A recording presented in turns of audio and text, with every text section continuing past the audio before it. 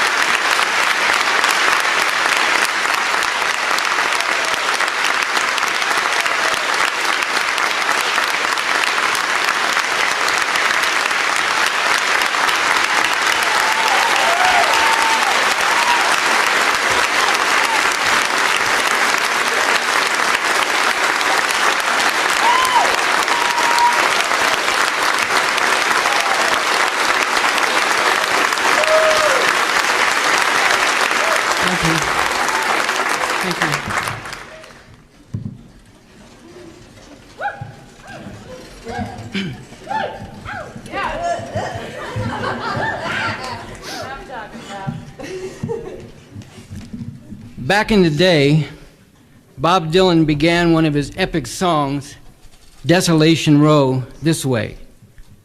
They're selling postcards of the hanging. They're painting the passports brown. I don't know what that second line, they're painting the passports brown, is all about. Someone suggested maybe it's the Nazis and Hitler, because brown was a color associated with them. But what I want to focus on here has to do with the first line. They're selling postcards of the hanging. In the ugly history of this country and all its horrors, selling postcards of the hanging, in particular, selling postcards of the lynchings of black men, was literally a pastime, a kind of social activity in which all too many white people took part for 100 years and more, even after slavery was ended. Take the case of Claude Neal, who was accused of raping and killing a white woman and was lynched in Florida in 1934. Not only did a lynch mob hang him, they mutilated his body in the most horrible and vile way, and parts of his body were taken as souvenirs. And that's not all of it or the worst of it. His lynching was announced in advance, and people came as if it were a picnic.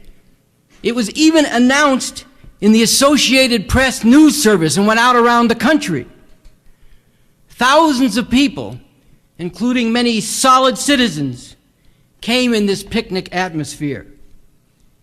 One interesting thing is people on their way to an American Legion convention stopped off to witness the lynching.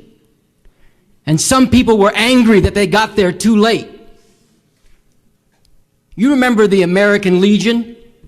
That's an organization of veterans formed after World War I who supported every reactionary, aggressive war of plunder and conquest carried out by the American government, including the latest war on Iraq.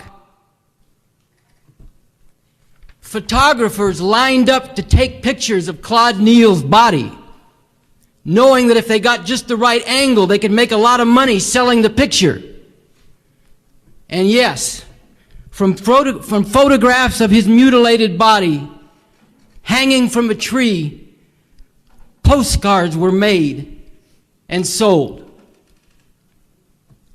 Or look at what happened to Mary Turner and her husband Haynes Turner in Georgia in 1918. Their boss, a white man named Hampton Smith, was killed. Smith's wife actually accused another black man of this killing. But when a white mob couldn't find him, they took several other black men and lynched them instead, including Haynes Turner. Mary Turner dared to protest and condemn this publicly. She called for the people who did this to be punished. And what was done to her as a result of that? She was taken by a mob, stripped, hung upside down, and burned to death. And that's still not the worst of it. Mary Turner was 8 months pregnant And while she was hanging and burning, someone stepped up, cut open her abdomen, and the baby fell out. It uttered a cry, and it was stomped to death. This is the history of this country. This is a small part of the history of this country. Then there's the story of Emmett Till. Emmett Till was born and grew up in Chicago. In 1955, when he had just turned 14, he went to Mississippi to visit family there. His mother warned and she schooled him about what he would find in Mississippi, what a young black male like himself should expect, what he must do and not do in order to stay alive.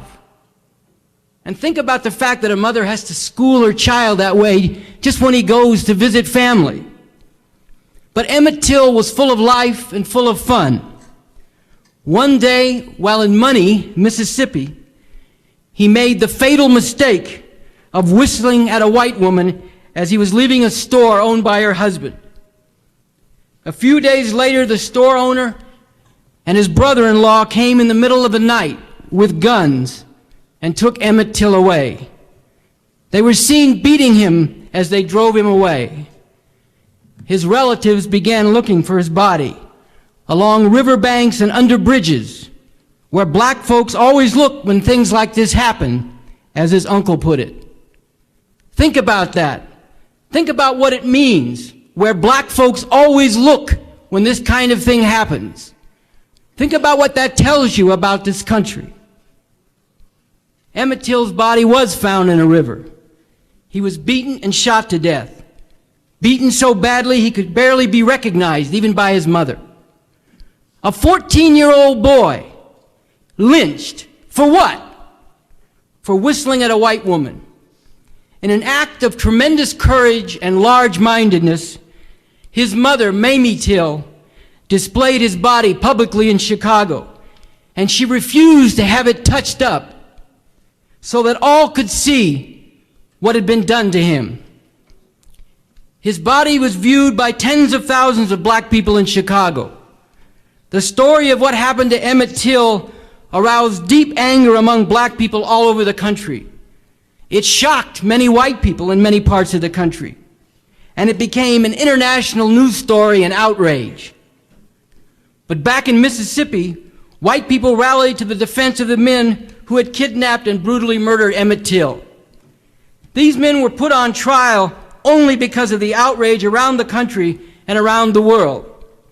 Death threats and terror against black people in the area where this lynching took place was increased to keep them from saying what they knew and how they felt about this lynching.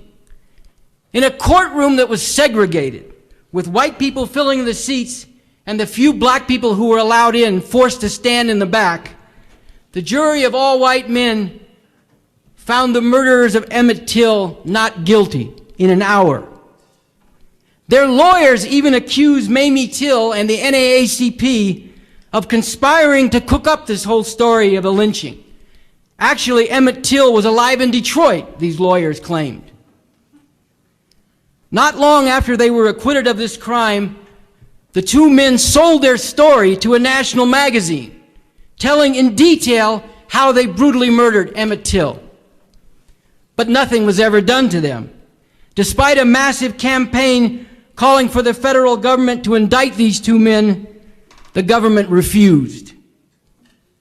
Sound familiar? Dwight D. Eisenhower, who was president of the United States at the time, never even answered a telegram sent to him by Mamie Till. J. Edgar Hoover, head of the FBI, called this brutal lynching of Emmett Till an alleged murder. And he gave much more attention to investigating the involvement of communists in protesting this lynching than he ever did to the lynching itself. But the lynching of Emmett Till became a rallying cry for black people. People stood up who had never stood up before, as Mamie Till put it. In talking about these lynchings, I'm not exaggerating any of this. In fact, I have actually left out some of the most gruesome and disgusting details in talking about these lynchings, because there is only so much of this that you can stand to talk about or to hear about. And these were not the so-called isolated incidents, the way they always try to tell us whenever they get caught in one of their brutalities and murders, the way they try to cover up the real crimes of this system and those who rule it. Thousands of black people were lynched in those times, and all black people lived with a constant terror of this. Listen to the following statement by the author of a book about lynching. He said, "It is doubtful that any black male growing up in the rural South in the period 1900 to 1940 was not traumatized by a fear of being lynched." What is he saying with this? Nothing less than this. No black male growing up in the rural South in that period could be free of that fear. Every black male was haunted and scarred deeply by that fear. Think about what that means. And think about how this touched black people as a whole. A sociologist who studied black life in Mississippi in the 1930s learned how deeply the threat of lynching was in the minds of all black people, from the very young to the very old. And in a PBS program on the system of segregation in the South, which was called the Jim Crow system, they quoted a psychologist who said that every black person living in the South under Jim Crow was living actually under a death sentence. It might or might not actually get carried out, but it was always there. Black people could be killed for anything they did which might offend some white people, and the whites who killed them would never be punished. A black man could be lynched for looking at a white woman in a way that some white people thought was the wrong way, and the whites who killed him, again, would never be punished. Or a grown black man could be killed for not calling a young white boy sir, or for not stepping off the sidewalk to make way for white people, or for any reason, or no reason at all. And this was related to the overall outrages to which black people were subjected.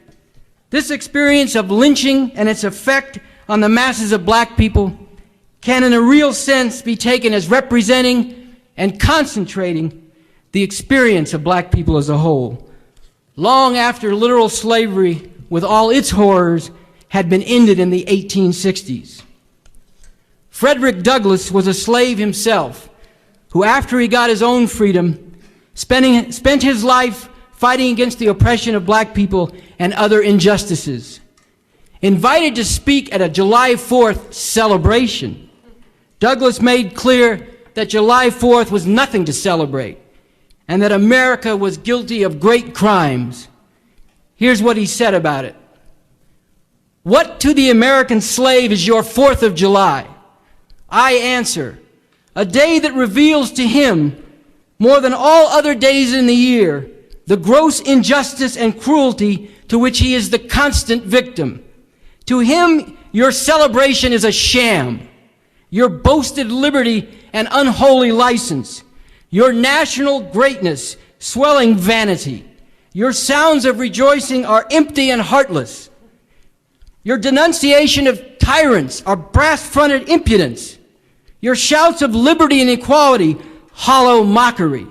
Your prayers and hymns, your sermons and thanksgiving, with all your parade and solemnity, are to him mere bombast, fraud, deception, impiety, and hypocrisy, a thin veil to cover up crimes that would disgrace a nation of savages. There is not a nation on earth guilty of practices more shocking and bloody than are the people of the United States at this very hour." And Douglass also said, "America may accuse others of savagery, but really it has no equal when it comes to this." He said, "For revolting barbarity and shameless hypocrisy, America reigns without a rival." As the saying goes, truer words were never spoken. Douglass spoke these words while slavery still legally existed in the United States. but his comments apply just as much even after outright slavery was ended. And all this time, while all these lynchings and other acts of incredible cruelty were being carried out, with all the oppression they embodied and enforced, all this time, those who ruled this country, those who refused to do anything to stop these lynchings and other acts of terror and atrocities, those who were responsible for these and other barbaric crimes, all this time, they never stopped proclaiming, "This is the greatest country in the world. This is the greatest country that has ever been. This is the leader of the free world. This is the homeland of freedom and democracy."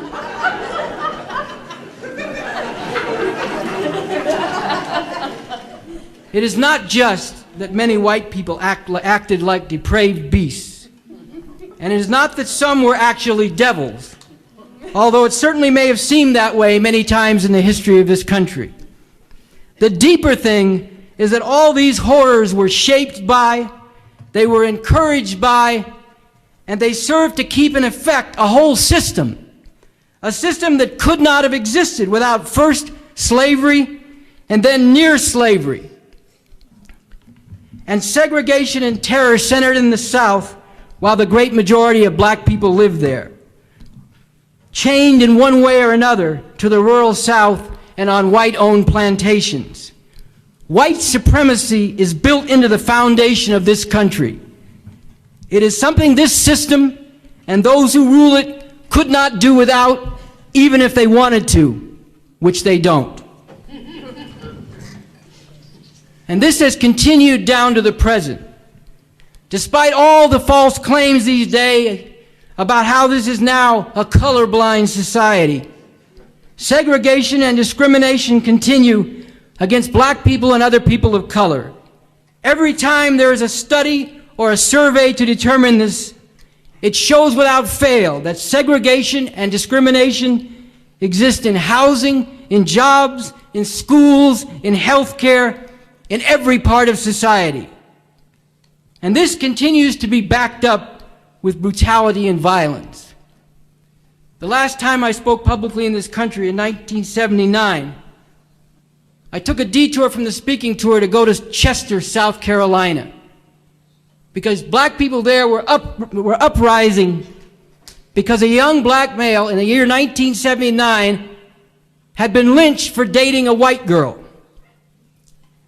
And more recently, in, yes, Texas, there was a horror of what was done to James Byrd, a black man who was taken by white thugs and good old boys, tied to the back of a pickup and dragged until his head was separated from his body and his body was dismembered.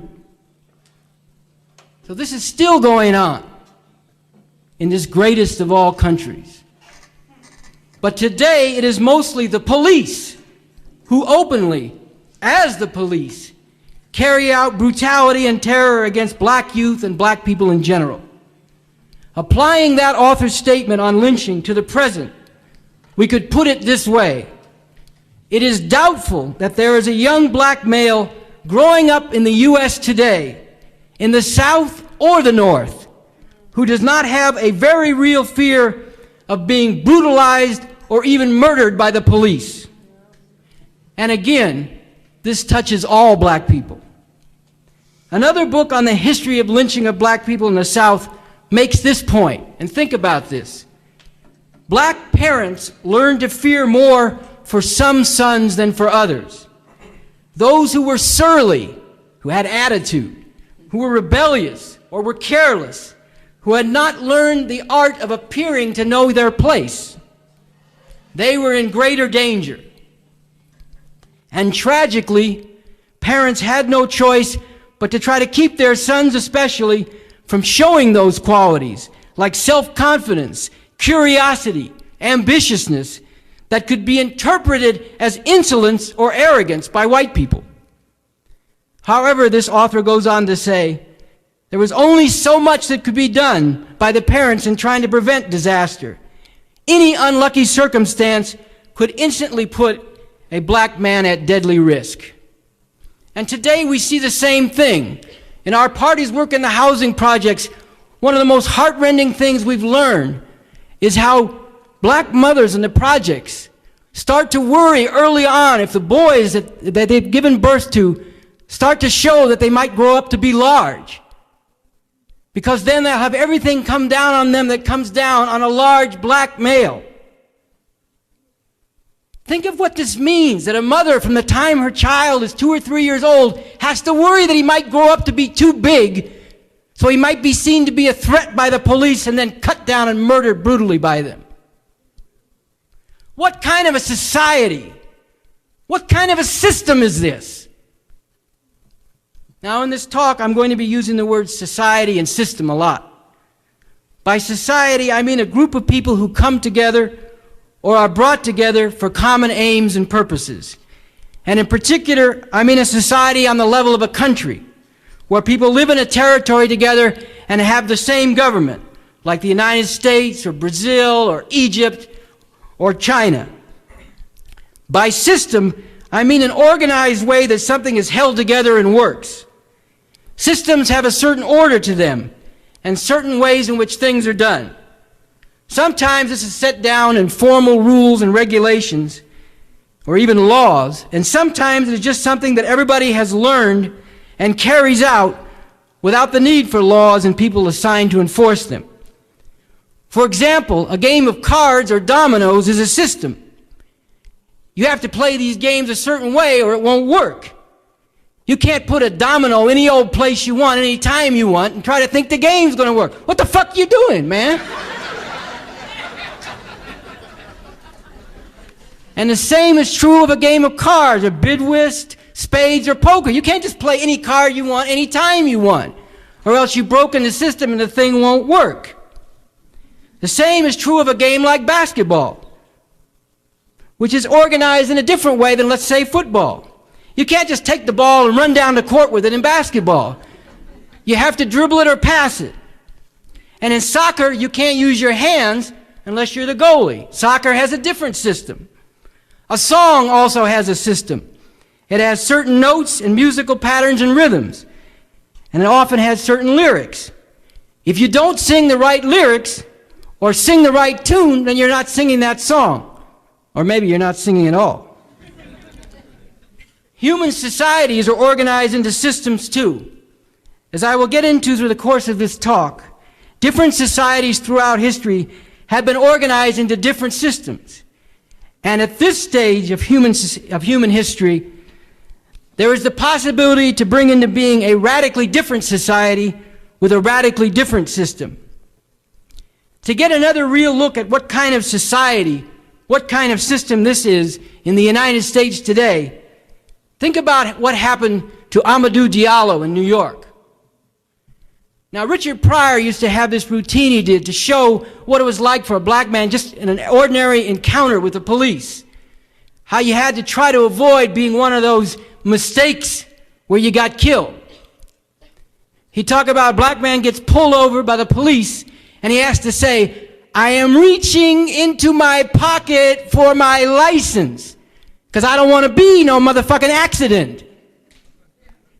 You have to show them and make clear and loud that you're going into your pocket to bring out your wallet. Otherwise, they'll say you had a gun and shoot you down. And for Amadou Diallo, even that didn't work. Amadou Diallo pulled out his wallet and held it up, and they shot him down anyway. 41 times they shot at him. They pumped his body with bullets. Or look what happened around here to Taisha Miller. The police came up on her. She was in a car, apparently passed out. Her family came up. They begged the police because the car was locked to let them find a way to open it. But no, the police couldn't wait. They fired into the car 29 times, shooting her in the back 12 times. And that wasn't the worst of it. When the family came and was grieving, the cops started mocking them with racist taunts. Oh, what is this, Kwanzaa? What is this, the Watts whale?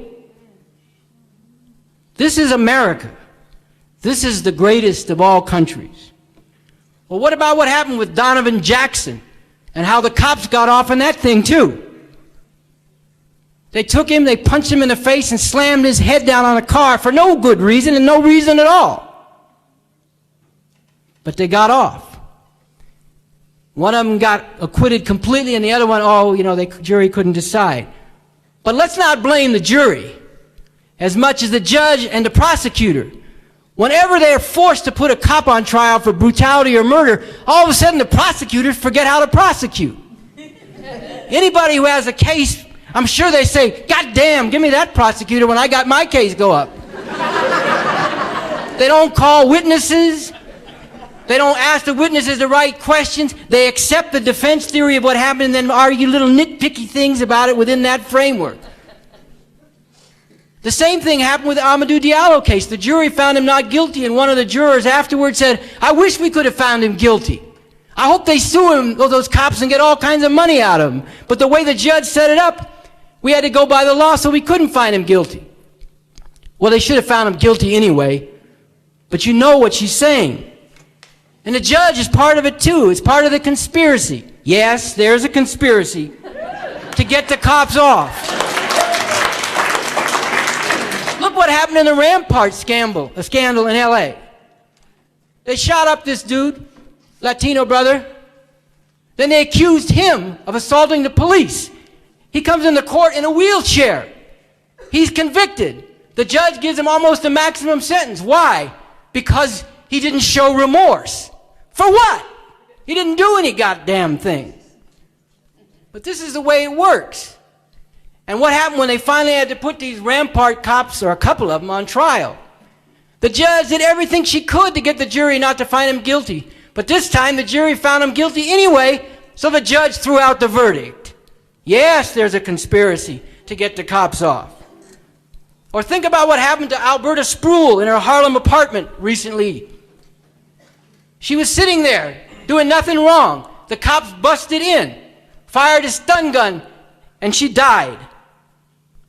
Another accident, as Richard Pryor would put it. Another mistake. Oh, we had the wrong apartment. We were looking for drug dealers, but you're an old black woman who doesn't deal drugs. Well, guess we can't do anything about that now. And of course, they'll never be punished. As Carl Dix, national spokesperson for our party, has pointed out, the so-called heroes of the NYPD have killed 37 people since September 11th.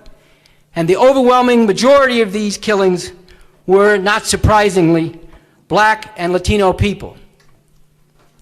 In Hill Street Bullshit, Richard Pryor Routines, and The Real Deal, in the book Reflections, Sketches, and Provocations, I told about the following true story that was told to me. A rookie cop had just gotten hired on. He went out on patrol with his partner, a veteran. They were driving around a neighborhood, and also, all of a sudden, a black man came running up the street. And the veteran turned to the rookie and said, "Go on, shoot him. It's free." What does that mean? It's free. It means here's a black man running up the street looking suspicious. You can kill him and get away with it. And that isn't even all of it. This rookie wasn't ready for that. I guess maybe he's one of those who joined up believing all the serve and protect bullshit. So he resigned. You know why he resigned? Because he became an outcast in the police force because he wouldn't follow the logic that when you get a free chance to kill a black man, you got to do it. This is how they are. Killing us. And they're not through. They're thrilling at what they do to us. Then they say, well, what's all the fuss? They never have to pay for murdering you or me. Is that what they mean when they say we're free? The role of the police is not to serve and protect the people. It is to serve and protect the system that rules over the people. To enforce the relations of exploitation and oppression, the conditions of poverty, misery, and degradation into which the system has cast people and is determined to keep people in. The law and order the police are about, with all their brutality and murder, is the law and order that enforces all this oppression and madness. In the 1960s, all this kind of thing was challenged straight up and head on. Major changes were made in U.S. society. Legal segregation was finally ended through the Civil Rights Act, which the government passed, because it had to. The rulers of the U.S. did not suddenly grow a heart or start to feel how wrong racism and oppression are. They acted as they have always acted, in accordance with the interests of their system and to save that system. This was a time of the Cold War, beginning in the late 1940s and into the 50s and 60s. This is a time when, quiet as it's kept, the Soviet Union had become another capitalist country. It had gone backward from socialism to capitalism. But as a capitalist newly emerging on the scene, the Soviet Union was a challenge and a rival and a competitor to the U.S. And all over the third world of Asia, Africa, and Latin America, there was a contest going on between the rulers of the U.S. and the rulers of the Soviet Union, saying, follow our path, get in under our tent, be under our domination, and not the other one. And it was a little hard for the U.S. to go around the world saying, look at that totalitarian communism, we're the champions of freedom and democracy, we're the leaders of the free world, when things like what happened to Emmett Till and all the other things I've been talking about were going on.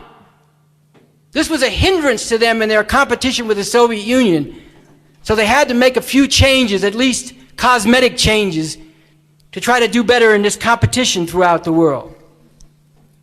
Now, during this same time period, there also began to be big changes in the economy of the South, moving away from the old plantation system, a system that lasted in only slightly changed form for 100 years and more after slavery was ended. Up until the 1960s, this plantation system remained in effect throughout most of the South. Large numbers of small farmers and farm workers still basically slaving away for a small number of wealthy whites who owned large tracts of land on which things like cotton and tobacco were grown. But then after World War II, in the 1950s and 60s, there were forces working to modernize the Southern economy, replacing much of the labor of people with machines, a familiar story. This meant doing away with the plantation system to a large extent, and at the same time pushing huge numbers of black people, and many poor whites, off the land altogether. And as this was happening, some things had to be changed.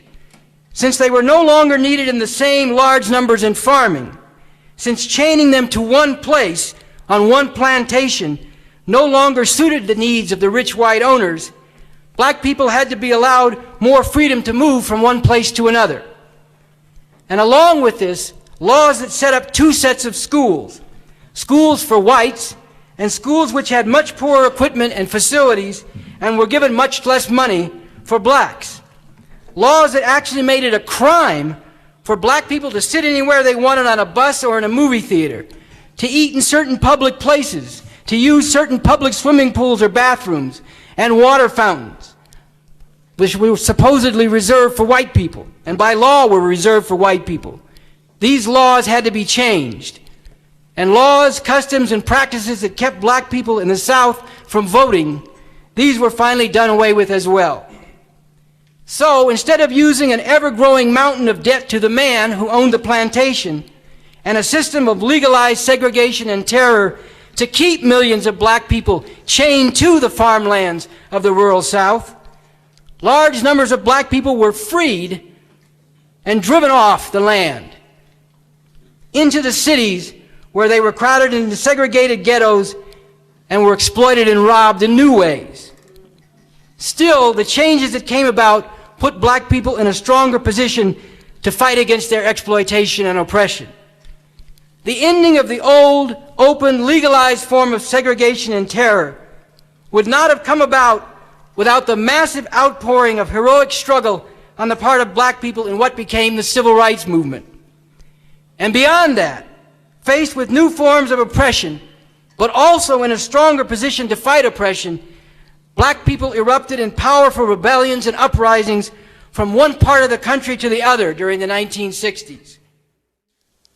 All through the long, seemingly endless horror of slavery, and then the oppression and terror that followed for another 100 years, there had been repeated resistance and uprisings by black people over and over again, even against overwhelming odds and overwhelming force. But when things came together in the 60s, it was like the dam finally burst. The outrage of generations and centuries poured forth with massive force, with people rising up and burning down sites and symbols of oppression in one city after another, including in the capital of Washington, D.C., reaching to within a few blocks of the White House and other government buildings and causing the rulers of the country to cower and tremble. Now, some say this kind of uprising doesn't do any good. Well, they're wrong.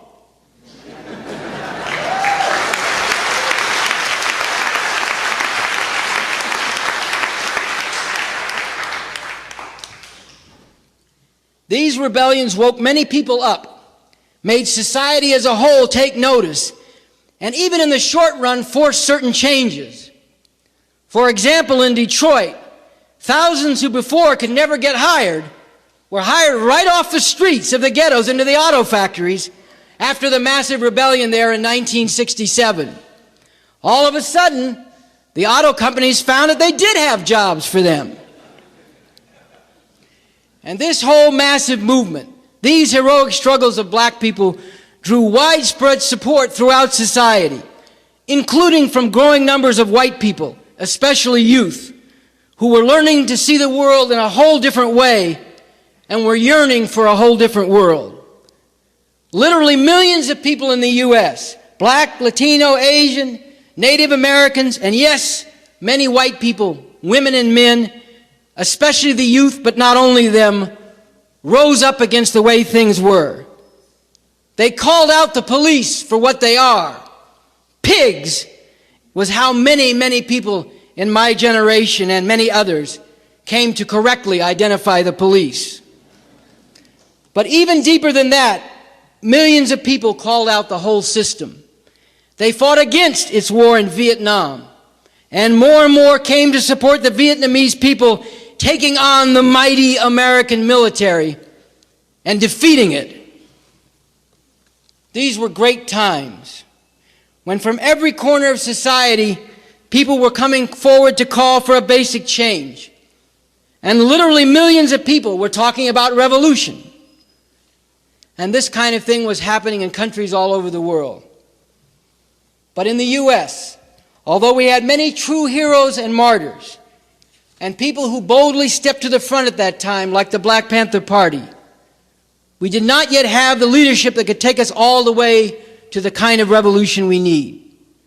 And those who ruled over us and ruled over much of the world were still strong enough to hold on and to regroup. With Jimmy Carter as president in the late 1970s, the powers that be tried to cool things out, and they tried to get everybody back to believing in the system. Jimmy Carter used to come on TV wearing a sweater, sitting by the fireside and talking very calm tones. Everybody calm down. We understand you're upset. Of course, by the time he left office in 1980, he was threatening war against the Soviet Union. But one of the things that happened that was kind of a mark of the times was it was during this time period when Carter was president that the TV program Roots was on the air. I think it still might be the most watched TV program in the history of the United States. Over 100 million people watched it, including a lot of white people. It was the story of one black family from their days of Africa and being chained in slavery, kidnapped and taken to America, and all their horrible experience up until recent days. But it was much more than that. It was a story of the oppression and, yes, some of the resistance of black people to slavery. And one of the interesting things that came out during this time was our party was working in different factories, and a lot of the white workers would come up to us or they'd come up to black people that they'd worked with for years and say, you know, I had no idea. They had no idea even of simple things like the fact that black people's last names were taken from the names of the slave owners who owned them. They had no idea of all this horrific oppression, which tells you something about the educational system in this country, and more than that, tells you something about what the ruling class of this country wants people to know and not to know. They deliberately keep people in ignorance. And when just a little bit of light came through, it opened up people's eyes tremendously. But of course, the same system was still in effect, and the same class of people was still in power. And then the system brought forth that vampire motherfucker Ronald Reagan to be its top dog. When Reagan kicked off his campaign for president in 1980, he did it by saying, "I believe in states' rights." And where did he say this? At the Neshoba County Fair in Philadelphia, Mississippi. What is the meaning and significance of this? Well, James Chaney, Andrew Goodman, and Mickey Schwerner, 3 civil rights activists, were lynched in that area of Mississippi in 1964, an act which caused furor among black people and others who supported civil rights and the struggle against injustice. This lynching became another internationally known incident and embarrassment at the time to the government of the United States, as happened earlier with the lynching of Emmett Till. Now, states' rights, so-called, is the doctrine that the federal government should not interfere in what is done in local areas and states, that it should be left to, quote-unquote, the people, which really means the power structures in those places and states, to decide what is the law and whether and how law should be enforced. In particular, states' rights is the banner under which black people were brutally oppressed for 100 years after the Civil War ended slavery. In saying he supported states' rights in that way, in that place, Reagan was saying he supported the oppression of black people and all the terror that has been used to enforce that oppression, including lynching. Reagan started his campaign this way so that nobody could miss the symbolism, so that the message would be clear. White supremacy, along with other forms of oppression and injustice, were going to be openly and aggressively promoted, shoved in people's faces and shoved down their throats. These things had, of course, never been eliminated, but in many ways they had been put on the defensive. But now they were back with a vengeance. Then we got Papa Bush, and now we have baby George W. Bush. These are obviously not good leaders for the masses of people. They do not represent our interests at all, but they are indeed fit to represent for this putrid and murderous system. And let's not forget about Clinton and what he did. Cutting welfare, ending welfare as we know it, as they said, putting in effect welfare to work, forcing millions of women into even deeper poverty, and, if they're lucky, into jobs that often pay minimum wage or even less for long hours. And then think about the one-strike law. This is a law that says you can be kicked out of public housing if somebody who is your relative or somebody who visits your house is accused, not convicted, accused of committing a crime. Your cousin can come visit you in your house in the projects, go 2 blocks down the street, be pulled over by the cops, accused of dealing drugs, and you can be thrown out of your apartment. Now, a lot of people have pointed out Jeb Bush, George W. Bush's brother, governor of Florida, his daughters got convicted of drug possession. Nobody's talking about throwing his ass out of his house.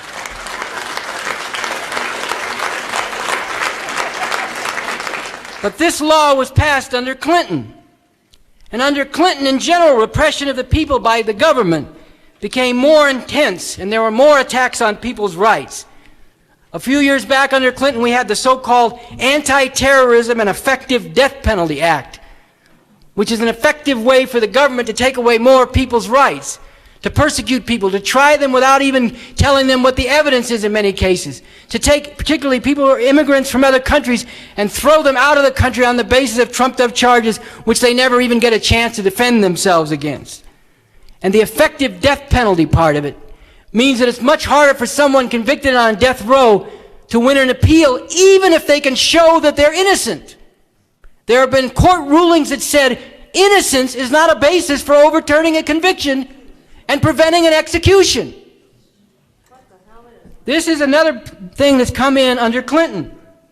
Then we have NAFTA, so-called North American Free Trade Agreement.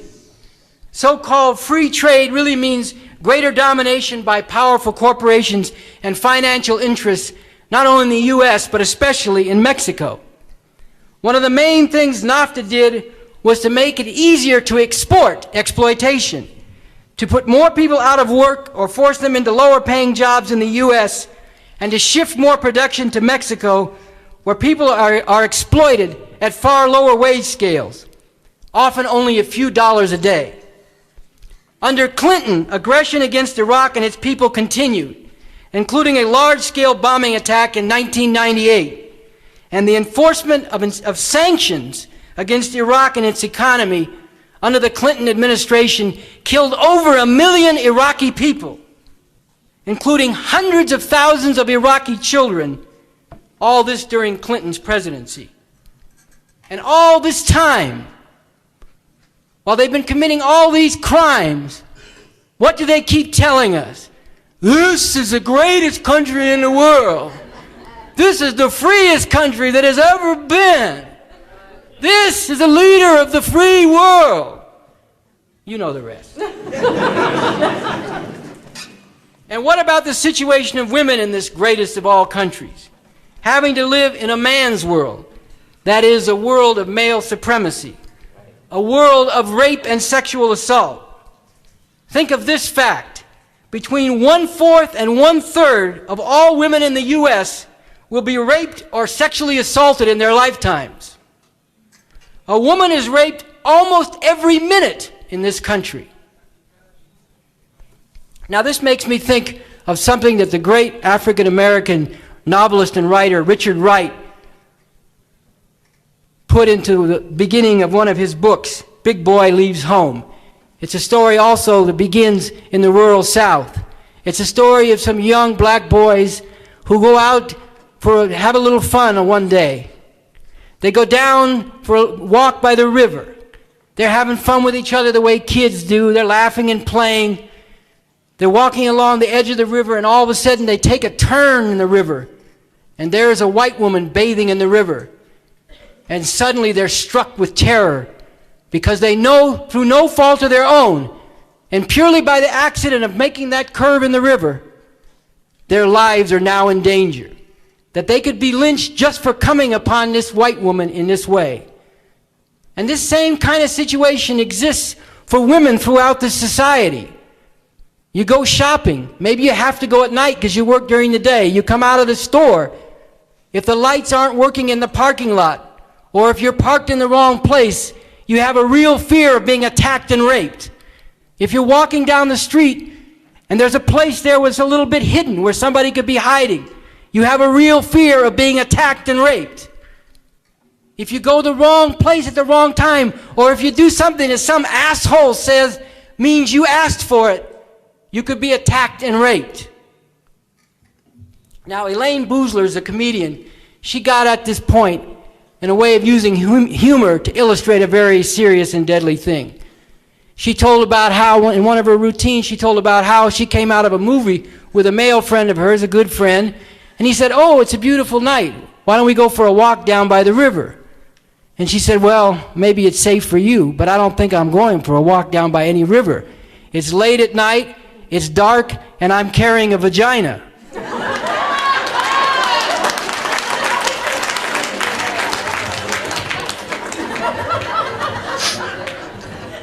Now, this is a way to use humor to make a deadly serious point. And another cold statistic captures a real horror lived by women every day. A woman is battered in the U.S. every 15 seconds. And by far this is done most often by their boyfriends or husbands, who have been trained and conditioned to view these women not as equal partners, but as something like their property, their possession, and a breeder of their children. For most of the time the United States has existed, and even within the lifetimes of many people still alive today, there were laws in many states in the U.S. which in terms of the rights of persons did not include women in the category of persons with these rights. And these laws and the customs that went along with them openly treated women as inferior and subordinate to their husbands and to men in general.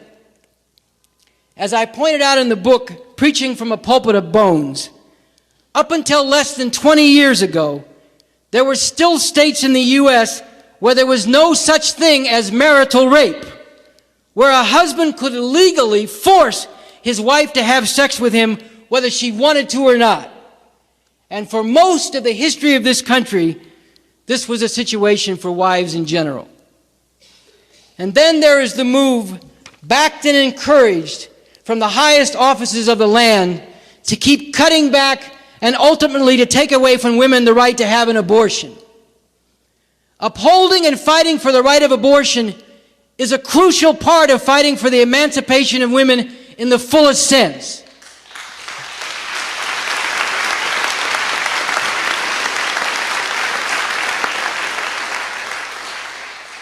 It is a crucial part of freeing women from every form of domination and oppression by men, breaking the chains on half the human race, enabling women to take part fully and equally in every sphere of society, and in the struggle to radically change all of society.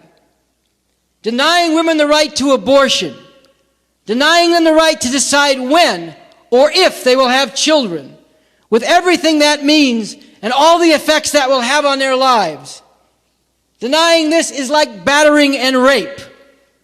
Denying the right to abortion is a means of exercising forcible control by a male supremacist society over the very lives of women and over their bodies. And this is why fascistic religious fundamentalists, including the one in the White House, want to deny this right to women. And yet again, while all these horrors and outrages are being suffered every day by women throughout the U.S., the politicians, the media, and other mouthpieces of the powers that be, what do they keep on telling us? This is the greatest country in the world. This is the home of freedom and democracy. This is the leader of the free world. Now, I might stop saying that, but they won't. And in this greatest of all possible countries, despite a recent Supreme Court decision which finally overturned a sodomy law in Texas that made it a crime for two people of the same sex to have sexual relations with each other, despite this Supreme Court decision, it remains a fact that those whose sexual orientation does not conform to the dominant male-female relations, or who in one way or another do not fit the stereotypes of what a man and a woman is supposed to be in this society, they are cruelly persecuted and discriminated against and often subjected to vicious and brutal attacks. Not long after that Supreme Court decision, Bush started openly pushing to codify, as he said, to make it a matter of law that marriage must be defined as taking place only between a man and a woman. The Bible tells us that this is what marriage is, according to people like Bush. Besides everything else, it appears that Bush doesn't even know his Bible, even though he's always talking about it. According to the Bible, according to the so-called law of Moses, a man can have more than one wife. If anyone doesn't believe the Bible says that, tell them to read the first 5 books, the so-called Mosaic books of the Bible. Genesis, Exodus, Leviticus, Numbers, and Deuteronomy. So is Bush going to push to codify that as well? Does he want to make it a law that a man can have many wives? What is he, a fucking Mormon?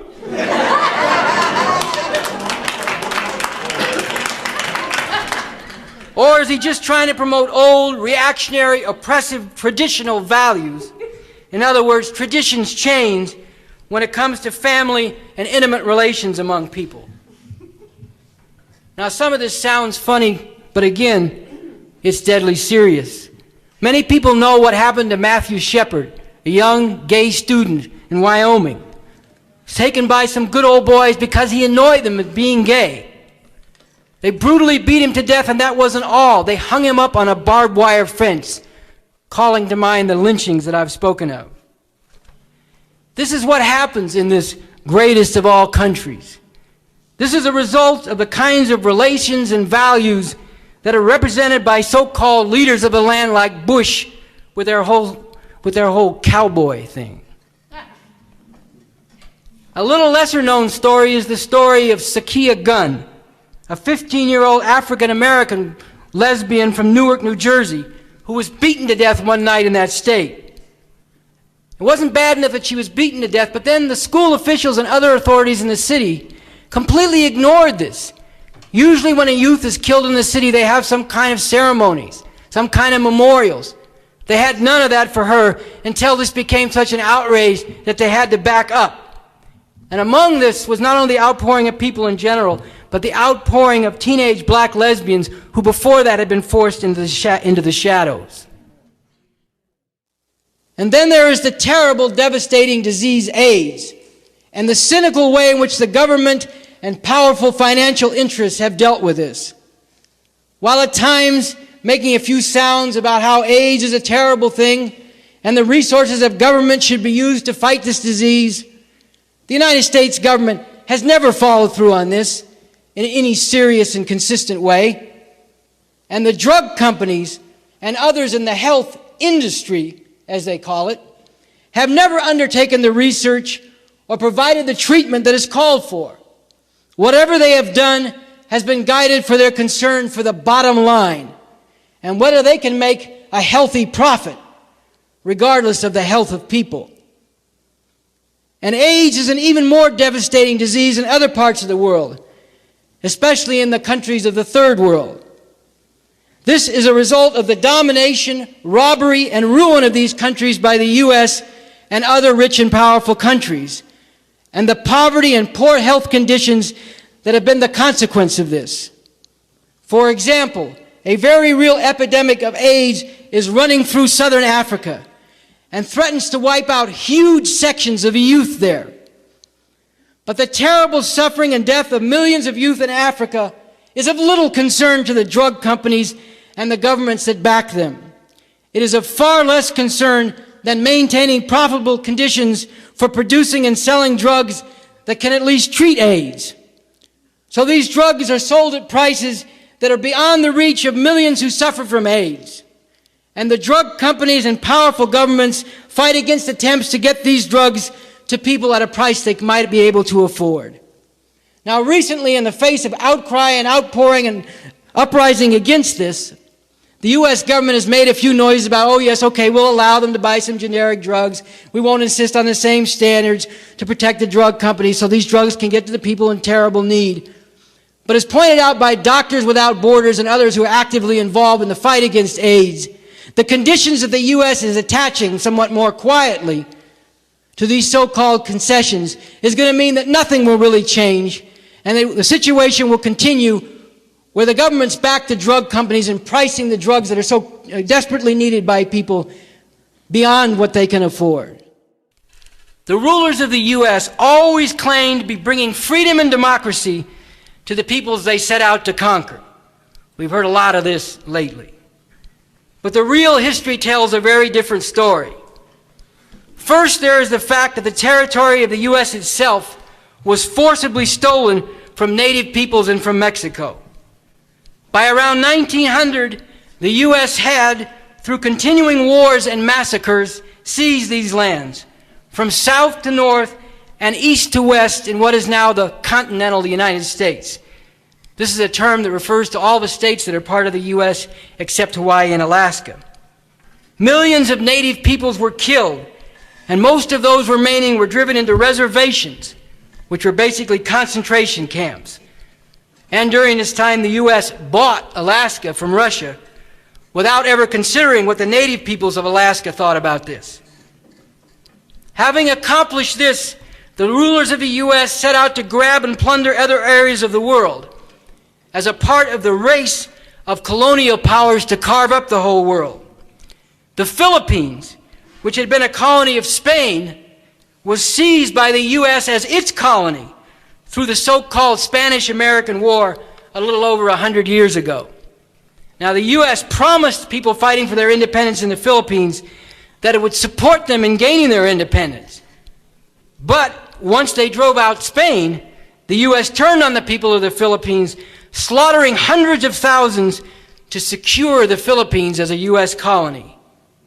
It was in this same general time period that through a combination of trickery and force, the U.S. seized Hawaii from the Hawaiian people, who since that time have been exploited and discriminated against in their own homeland, while the rulers of the U.S. have set up tourist attractions, plantations, and don't forget, military bases all over the islands.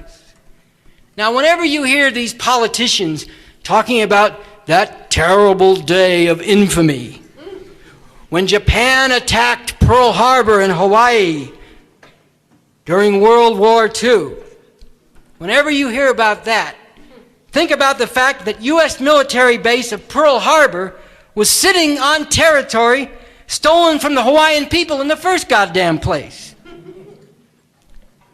And then there is a colonization of Puerto Rico and the plunder and ruin of that nation under U.S. domination for over 100 years, down to today. From the time the U.S. freed Puerto Rico from being a colony of Spain and made it a colony of the U.S., also through the Spanish-American War. Since then, the U.S. has maintained a military presence in Puerto Rico. And for many years, right through the years of the Clinton presidency and in the early years of life under W. Bush, the U.S. military has used the Puerto Rican island of Vieques as a testing area for its weapons and bombs. Only as a result of determined struggle by the people of Vieques and other Puerto Rican people and their supporters has the U.S. government now finally agreed to stop this. But of course, terrible damage has already been done. The domination and plunder of Puerto Rico by the U.S. has made it impossible for masses of Puerto Rican people to continue living in their own nation by farming or by other means, driving many into deeper and deeper poverty and forcing huge numbers of Puerto Rican people out of Puerto Rico and into cities like New York and Chicago, where they are crowded into urban slums, discriminated against, brutalized by the police, and exploited in low-wage jobs when they can get jobs at all. In the U.S. today, there are millions and millions of immigrants without whom the economy of the U.S. simply couldn't run.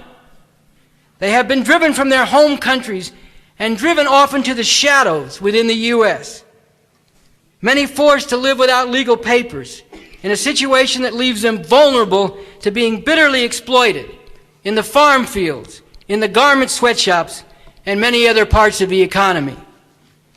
In the U.S. today, it is these immigrants who in very large part are picking the crops that make the food that people eat, making clothes that people wear, preparing the food and cleaning up in restaurants and hotels, taking care of other people's children so that maybe their own children will have enough to eat and a place to sleep at night.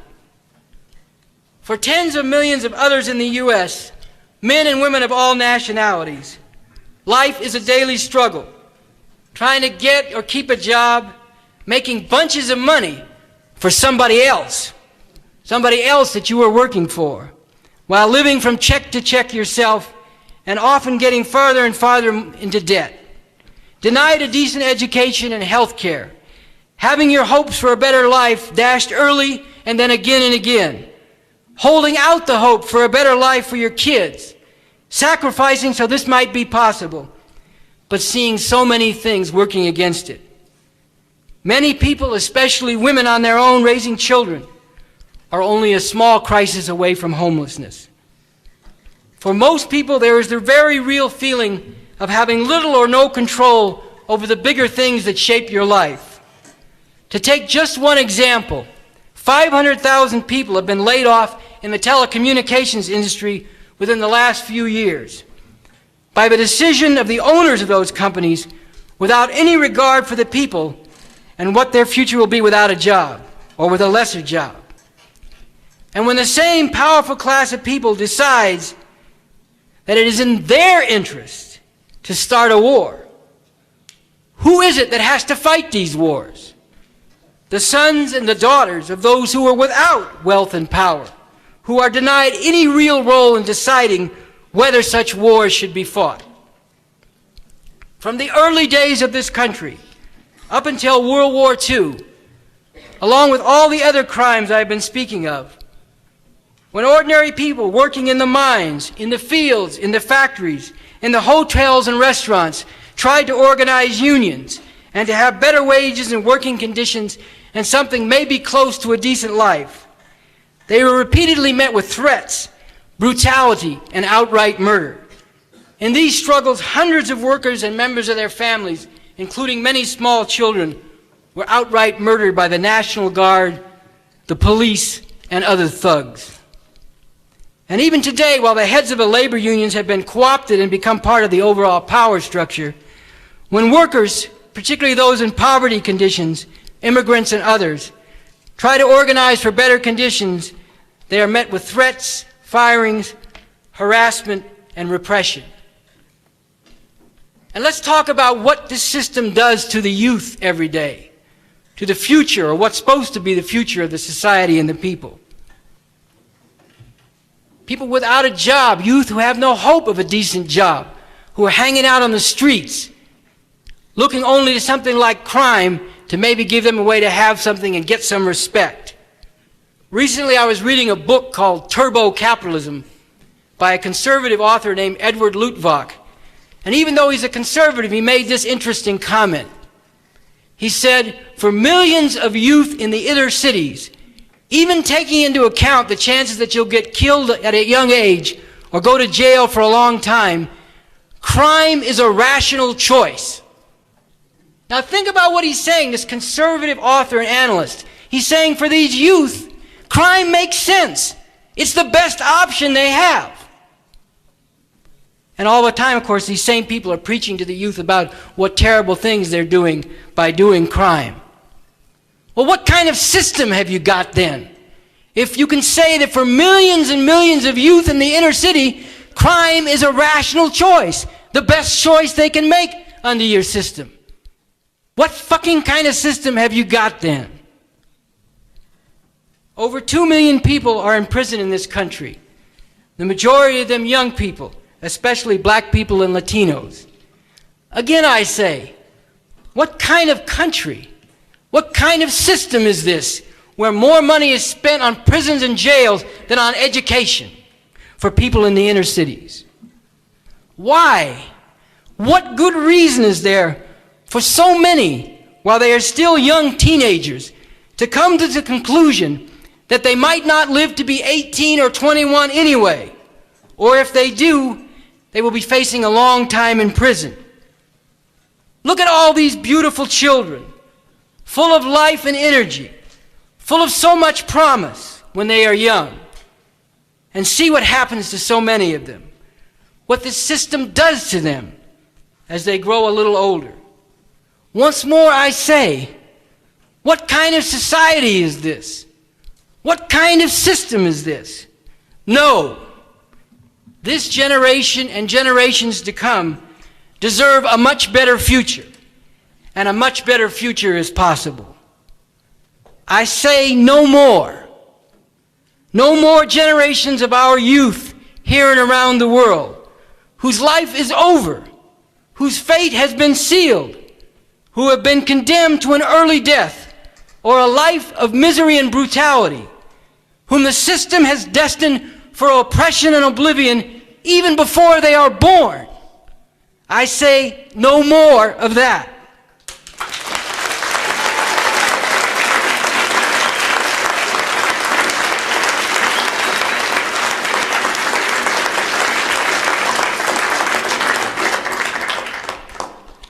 And even for the youth who are not trapped in that kind of situation, the system holds out a suffocating and demoralizing existence and a dreary future, having to face a life in a society and a world that is really disgusting and sickening and constantly dragging people down in the mud.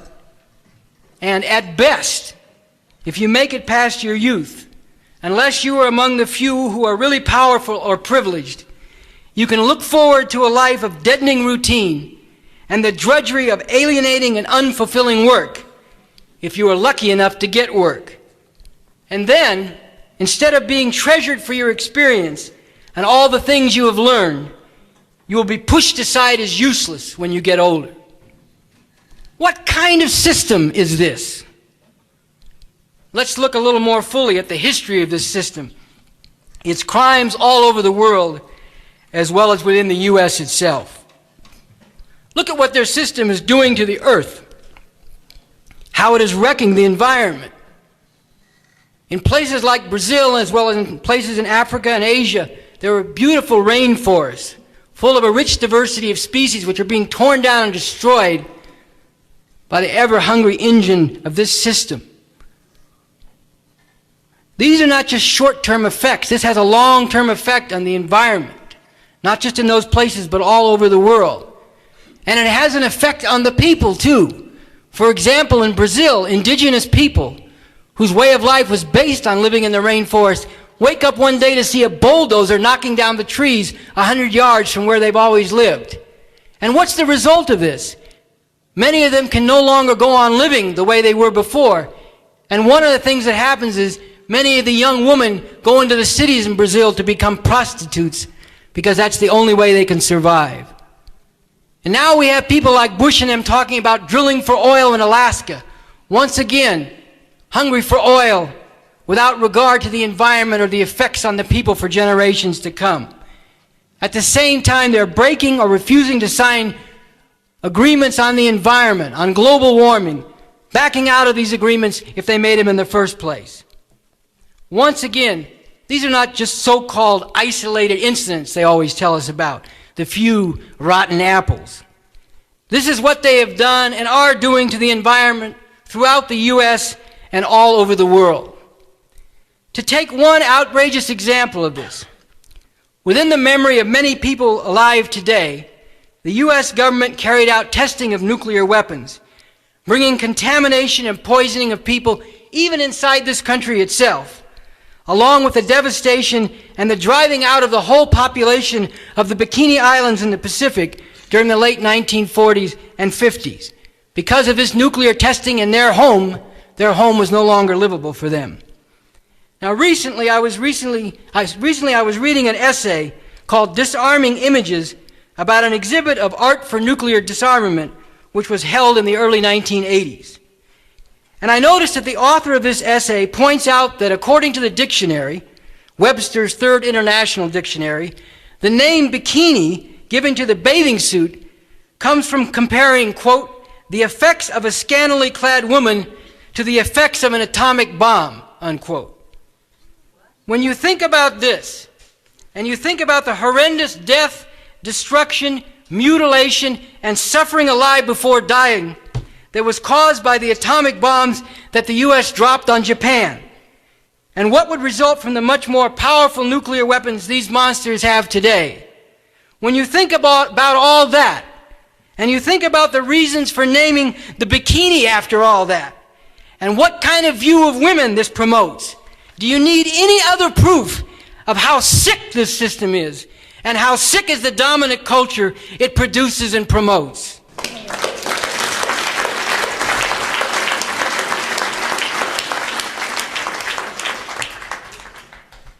And speaking again of the environment, now they are not only gutting environmental protection laws and safeguards in the U.S. itself, they are insisting that governments everywhere in the world do the same. They are declaring that even limited attempts at environmental protection are an unfair obstacle to free trade. In other words, it is in the way of their endless rampage for more profit, without regard or consideration to the cost for humanity, in this generation and for generations to come. This system and those who rule over it are not capable of carrying out economic development to meet the needs of the people now, while balancing that with the needs of future generations and requirements of safeguarding the environment. They care nothing for the rich diversity of the earth and its species, for the treasures this contains, except when and where they can turn this into profit for themselves. As our party's draft program makes clear, these people are not fit to be the caretakers of the earth. And we can never forget that the U.S. was founded in slavery.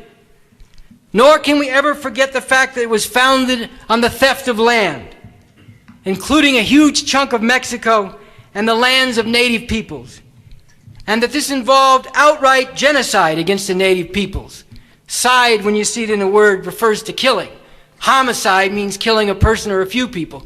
Genocide means killing off a whole people, or nearly doing so.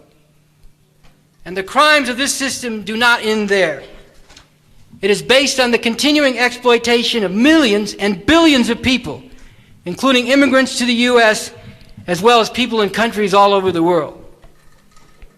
Of course, I cannot talk about all the crimes of this system, which include the fact that the U.S. is the only government ever to use nuclear weapons on people, as it did in dropping atomic bombs on 2 Japanese cities at the end of World War II.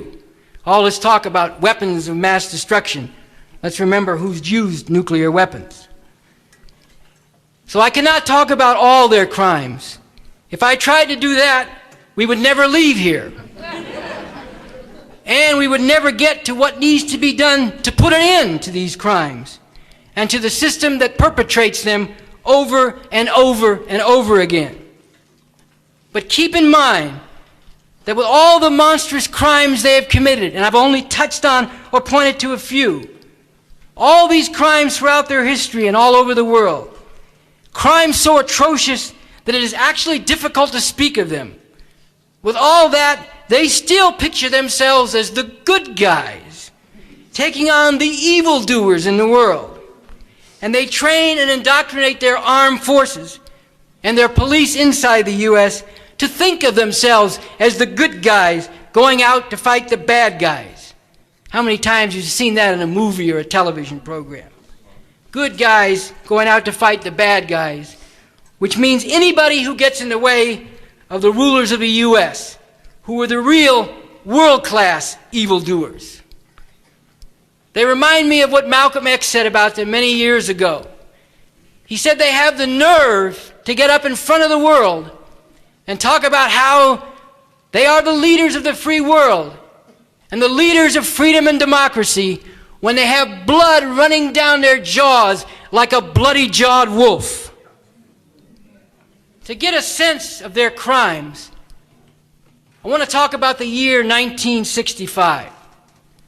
That was a year in which the U.S. was not satisfied to commit one major crime against humanity. It committed 3 in the same year. I want to talk about Vietnam, the Dominican Republic, and Indonesia. In 1965, the U.S. had already invaded and was massively bombing Vietnam, trying to suppress the people's liberation struggle there. But that year they began sending tens of thousands more troops, and eventually it rose to 500,000 American troops in Vietnam. And the same year they stepped up the bombing against Vietnam. Eventually, with that escalation, the heavy escalation that began in 1965, they killed somewhere between 1 and 4 million Vietnamese people, most of them civilians. They destroyed huge parts of the land in Vietnam. Recently, I was reading an article in a newspaper, a bourgeois, regular mainstream newspaper, which said that much of the food in Vietnam is still poisoned because of the bombing of the countryside of Vietnam during that war more than 30 years ago. And then there's the Dominican Republic. Sometime in 1965, I was hanging out with some friends of mine. We were playing basketball and just messing around on the playground. And I said, hey, by the way, whatever happened to Wilbur P? And they said, man, haven't you heard? Wilbur went to the Dominican Republic as part of the Marines and got shot in the stomach. What was this about? In the early 1960s, after Juan Bosch, a popularly elected president of the Dominican Republic, began to try to carry through on his campaign promises and actually tried to put in some reforms that might benefit the people in the Dominican Republic, the U.S. worked to undercut his government. And then finally, in the kind of scene that has been repeated all over the world, from one end of the world to the other, the Dominican military, encouraged and backed by the U.S. government, pulled off a coup and forced Bosch out of office. In 1965, some younger officers of the Dominican military revolted against the right-wing government that came to power through this coup, and a civil war broke out in the Dominican Republic. Especially when it looked like the rebels, with massive popular backing from the people in the streets, might actually win this civil war, the U.S. invaded, and the Marines were part of this invasion force that killed thousands of Dominican people and secured victory and power for the right-wing military forces in that country, keeping the country tightly under U.S. domination. So that's the second great crime. They were doing this all the time. They were escalating, killing and destroying massively in Vietnam. But that wasn't enough for them. In the same year in Indonesia,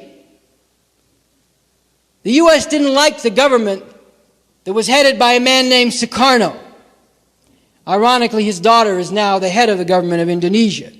But at that time, the Communist Party of Indonesia made a terrible mistake. They thought they could work in the Sukarno government. He was kind of a nationalist who'd waged some struggle against the Dutch when they controlled Indonesia as a colony. He was a popular nationalist leader, and they thought they could work in his government and work peacefully to somehow bring about a change that would eventually lead to socialism. But the CIA wasn't having any of it.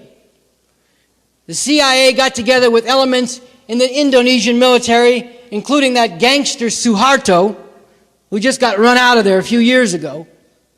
But he was there for 40 years after the CIA worked with him to pull off a coup in Indonesia. Hundreds of thousands of Indonesians were slaughtered in the aftermath of this coup by the Indonesian military and forces working with it, with the behind-the-scenes direction of the CIA and the U.S. government. Hundreds of thousands. In fact, they killed so many people so quickly and threw their bodies into the river that the rivers around the capital city of Jakarta were clogged because there were so many dead bodies in them. And recently there was an article in the New York Times within the last couple of years where the CIA actually bragged about its role in this coup and talked about how, in addition to leading the coup overall, they specifically targeted certain communist leaders to be wiped out at the beginning of the coup. So it wasn't enough what they did in Vietnam. It wasn't enough they invaded and killed thousands of Dominican people. They slaughtered hundreds of thousands in Indonesia. And all this is done in 1965, in that 1 year, when a Democrat, Lyndon Johnson, was the President of the United States, and the Democratic Party had a majority in Congress. And while that year, 1965, stands out, it does not stand alone. The government of the United States has kept on doing the same kind of thing year after year in country after country, right down to today. Look what they did in Chile in 1973. Here's another government they couldn't stand. Even though the head of that government, Allende, was elected in a popular vote, even though he had popular backing from many people in that society, that meant nothing to them. He got in the way of their interests. So once again, the CIA worked with the military, this time in Chile, and pulled off a brutal coup. Not only were thousands killed right away, but thousands more were rounded up and tortured. And the Chilean people as a whole, for decades, were subjected to a rule of torture and brutality under Pinochet, who led this coup. Henry Kissinger, Nixon, and the CIA were the engineers behind the scenes of this coup and all the brutality and torture that resulted from it. In the initial days of the coup, they took people and rounded them up and put them in these stadiums and tortured them before they took them out and slaughtered them in masses. They took a popular singer who was associated with progressive causes in Chile, and they cut off his hands and mocked him, telling him to play his guitar before they murdered him. All at the direction of the U.S. government. In South America and Central America in this period, the U.S. government put into power and backed brutal right-wing dictatorships, which of course it called democracies. In the 1980s in Peru, where a people's war led by the Maoist Communist Party of Peru was making rapid advances and winning mass support, In El Salvador, where armed groups were fighting against the U.S.-backed dictatorship. In Nicaragua, where one such group, the Sandinistas, had actually ousted the U.S.-backed dictator Somoza and set up a new government. In these and other countries in Latin America, right-wing governments, militaries, and death squads were backed and in some cases directly set up by the U.S. government. And all in all, they too brutally massacred hundreds of thousands of people. Let's take the case of Guatemala. Here was another government the U.S. couldn't stand. In the early 50s, a government headed by a moderate reformer named Arbenz was elected by the people. In 1954, the CIA once again went into action, worked with the military, pulled off a coup, and overthrew this government. And in the decades since and down to today, they have kept in force the most brutal kind of tyrannical terror over the masses of people in Guatemala, literally slaughtering hundreds of thousands. One of the people who presided over this was a general who became president for a while of Guatemala named Rios Montt, who once again I see is getting ready to run for president of Guatemala. Under the rule of Rios Montt and under their command, year after year, in village after village, the military of Guatemala would go into a village because there were guerrillas organizing to fight against this repressive and brutal government. They would go into the villages and they would round up all the people in the village and they would kill all the men. Then they would rape and murder the women. And then that wasn't enough. Like the lynch mob of Mary Turner, they took the little babies down by the river, picked up rocks, and bashed their heads in to teach them not to think about supporting the guerrillas in Guatemala. And once again, Rios Montt was beloved by these reactionary pigs in the U.S. People like Jerry Falwell and Pat Robertson. They openly prayed in support of Rios Montt, calling on God to give him more support and backing for the wonderful things he was doing. You see, Rios Montt, as they would say it, was a man of God. He was a fundamentalist. Take the Bible literally, everything in it is true and must be applied. Reactionary idiot. But more than that, a brutal tyrant. Like Jerry Falwell and Pat Robertson, Rios Montt was a right-wing, born-again butcher and ghoul. Perhaps in commanding these massacres, rapes, and murders of babies, Rios Montt, this man of God, was inspired by the book of Isaiah in the Bible. In the book of Isaiah, quiet as it's kept because we don't hear about this a lot, especially from the Falwells and Robertsons, God is supposed to be speaking directly through Isaiah, and he proclaims that when the ancient Israel, of which Isaiah was supposed to be a prophet, when the ancient Israelites rose up and took revenge on their enemies, it would be a glorious time because they would slaughter all the men, rape and then kill the women, and bash the babies' heads in.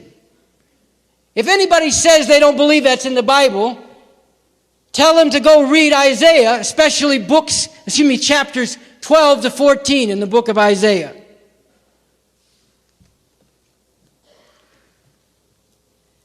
Then the U.S. government continued. After invading the Caribbean country of Grenada in the first part of the 1980s, at the end of the 1980s, the U.S. invaded Panama, killing thousands of Panamanian people, especially in the poor neighborhoods of Panama City. I like to do a little quiz sometime with people and say, who can remember what the excuse was that they gave for invading Panama at that time? Now, a few people say, wasn't it something to do with, what's his name, and he had the drugs, and that guy was the head of... No. They did finally bring him over and put him in jail, Noriega. But the immediate excuse they used was that some members of the Panamanian military fired on U.S. Marines. Why did they fire on U.S. Marines? Because U.S. Marines deliberately and provocatively forced their way through and ran a roadblock set up by the Panamanian military so that the U.S. would have an excuse to invade Panama. These are the kind of things they like us to conveniently forget. And that's not all. During this same time period, they were seriously prepared to go to war with the Soviet Union. They were willing to endanger the very existence and future of humanity. And all this time, while committing all these atrocious and unspeakable crimes, what is it they told us? All right, now everybody all together. This is the greatest country in the world. This is the home of freedom and democracy. This is the leader of the free world. Next time you have to do better than that. Well, let's talk about the great freedoms in this country. The so-called freedom of speech and freedom of association and so-called right to dissent. To paraphrase another line from Bob Dylan, paraphrase, that means to quote somebody not in their exact words, but keeping to the basic meaning of what they said. So to paraphrase Bob Dylan again, as long as you don't say nothing, you can say anything you want.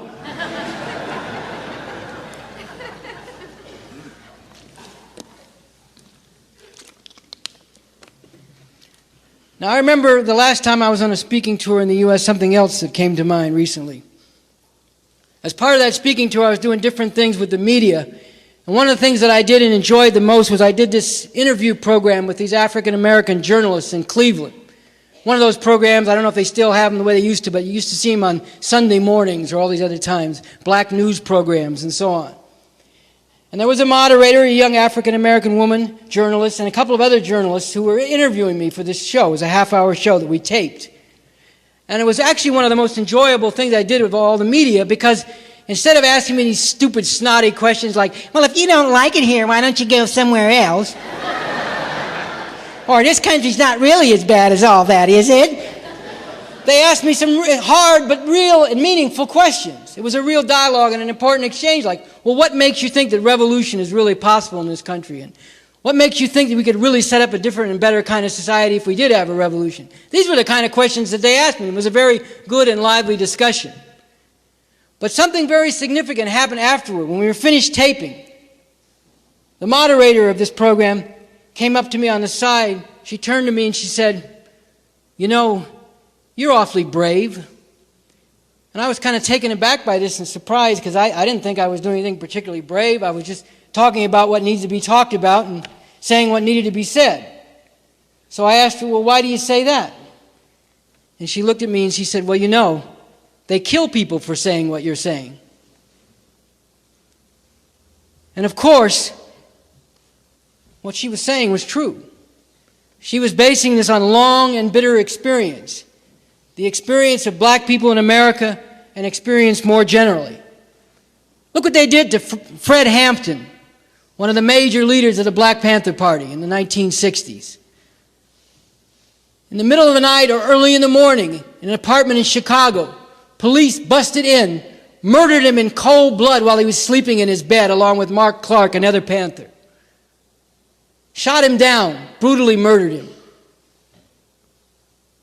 But that wasn't enough for them. They told all kinds of lies about what happened. Not only did they carry out this brutal murder, but they added the insult of accusing the Panthers of being responsible for it. They said, look at these vicious thugs, these Panthers. The police were only reacting in self-defense after the Panthers opened fire on them from inside this apartment. Now, fortunately, in this case, this lie was exposed, but it was blasted all over the media. In Chicago and everywhere else, vicious Panther attack, 2 left dead. But the Panthers did a very smart thing. They went back to the apartment and they took people, media and others, on repeated tours of the apartment and showed them that these so-called bullet holes, they're supposed to be holes from bullets being shot out, were actually nail holes. And that the police and the media had concocted this whole thing to cover up and justify this brutal murder of Fred Hampton, for daring to be a leader of the Black Panther Party, for calling out this system and this country for what it is, and for leading people to stand up against it. And before that, we know what happened to Malcolm X. For the same thing, for daring to stand up and tell the truth, for calling out this system, for telling people they had no business and interest in supporting it or fighting for it and they should be fighting against it. They murdered him not far from here in Harlem. And his bodyguard that day was an agent working for the police, the one who told the people that they didn't need to check to see if people had guns or other things when they came into the meeting. Even Martin Luther King was murdered. He insisted on nonviolence on the part of people fighting against injustice. He opposed violent revolution and even violent uprising in the urban ghettos during the 1960s. He opposed them. Still, Martin Luther King was shot down. Mao Zedong, the leader of revolutionary China and a great leader of the world revolution, issued a statement at that time supporting the struggle of black people against their oppression. Mao pointed out that even though Martin Luther King was an advocate of nonviolence, the rulers of the U.S. did not spare him on that account. And this showed the real nature of the American imperialist system and the need for revolution to do away with it. Police, National Guard, even army units were used against the rebellions in Watts, 1965, Newark and Detroit, 1967, and all across the country in 1968, after over 100 cities erupted when Martin Luther King was assassinated. Martial law was put in place and kept in place for months in Wilmington, Delaware, after the people there rebelled in the late 1960s. Martial law means the police and perhaps even the National Guard and the Army are all over the streets, watching and regulating what people do, looking for any sign of rebellion to put it down, restricting people's movements, even enforcing a curfew. They even did something like that in Berkeley in 1969 because the youth and people there got too rebellious. And the police and National Guard didn't just tear gas and brutalize thousands of people protesting. They didn't just repeatedly point guns at people's heads when they came out into the streets. They shot down and killed someone taking part in a demonstration at that time in Berkeley. And look what they did to Muhammad Ali. Here was a fighter. Now, I didn't used to like boxing too much, but I liked Muhammad Ali. I watched all of his fights. I have to confess, I even bet money on them. And they couldn't get his title away from him, even after he became a Muslim and started talking about the racism and oppression in America. They couldn't get his title away from him in the ring.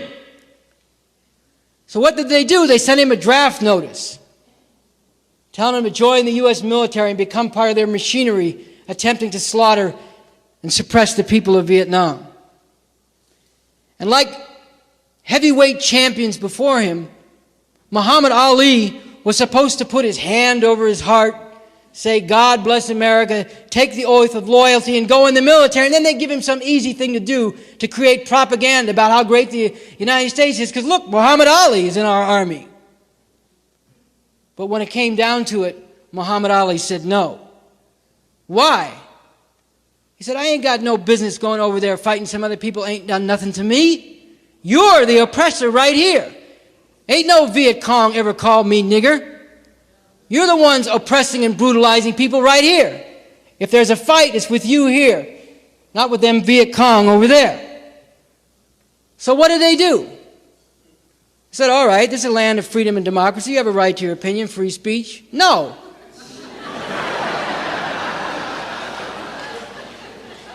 They said, you're coming in the army or you're going to jail. Well, eventually he beat that, but in the meantime, they took away his title, even while he was still fighting it. One state after another and throughout the whole country, they wouldn't give him a license to fight. They did what they couldn't do in the ring, which is to get his title away from him, because being heavyweight champion of the world carries a lot of weight, if you pardon the pun. It's a big statement. You have a big podium from which to speak. A lot of people all over the world, maybe it shouldn't be that way, but it is, look to you and listen to what you have to say. So they had to put Muhammad Ali down. But I remember going to a demonstration against the war in Los Angeles in the late 60s. We were all gathered around getting ready to get organized for a demonstration. All of a sudden this vehicle pulled up and there was Muhammad Ali, lending his support, signing autographs and giving words of encouragement to people. Muhammad Ali never backed down on that. Look what they did to Tommy Smith and John Carlos in the Olympics. Now here I have to tell a little story on myself. First, when I saw the picture in the newspaper, John Carlos and Tommy Smith, they run in the 200 meters at the Olympics in Mexico City in 1968. Tommy Smith came in first and John Carlos third. And here was a picture of them, not holding their hand over their heart for the national anthem, but with their head down and their fist up like that. And I looked at that picture and I have to tell a story on myself. I said, oh man, that ain't nothing. And I'll tell you why. Because I was really into track at that time, and I had some friends who were into it even more than me, and they hung around in the Bay Area, particularly in San Jose. And they knew a lot of these people who became part of the Olympic track team, including Tommy Smith and John Carlos and Lee Evans and some of the other people. One day I was over at one of my friends' apartments, and Lee Evans walked in, and I said, hey, I hear you guys are talking about boycotting the whole Olympics. You going to do it? He said, I don't know. We're talking about it. I said, man, it would be a great thing. Can you imagine if the U.S. goes to the Olympics? Now, they made a big error here, by the way, which we should learn from. They didn't even talk about involving the women among the African-American athletes. It was only the men. Nevertheless, despite that shortcoming, can you imagine what it would have been like if the U.S. had to go to the Olympics, the Summer Olympics in Mexico, without all its African-American athletes? Look what a showing, look what a showing they would have had. Dismal, miserable. And think what they try to do with the Olympics. Everybody tries to use it to say, we're the best country in the world. I won't repeat all that, but you know what it is. They use the Olympics as propaganda. Imagine if they had to go there, instead of having the most gold medals, the most silver medals, the most bronze medals, they were on the 5th rung down. Why? Because the people they oppressed and brutalized for hundreds of years refuse to be part of that anymore. So I said to Lee Evans, man, I really hope you do this. And people were trying to organize it. And I should point out that one person did boycott, or two actually. Kareem Abdul-Jabbar boycotted, and Michael Warren boycotted. But the rest of them finally gave in. So when I saw this picture like this, at first I missed the significance of it. I have to tell the truth. Because I was angry. I said, man, a boycott would have been so much better. It would have really made them look terrible before the whole world. But then I saw how they reacted to this act, this rather simple act, a dignified but simple act by Tommy Smith and John Carlos. They went crazy. They denounced them. They told them they were violating the Olympic spirit, bringing politics into the Olympics. Can you imagine that? They threw them out of the Olympic Village. They kicked them off the Olympic team, and they persecuted them and discriminated against them for that act ever since in this great land of freedom and democracy. Now, during the same time period, the Mexican government, which is itself dominated by the U.S. government, opened fire on Mexican students and others demonstrating in the capital city there, which is where the Olympics was. Dozens, probably hundreds, were massacred. We do not know exactly how many, because down to today, there continue to be lies and cover-ups about all this.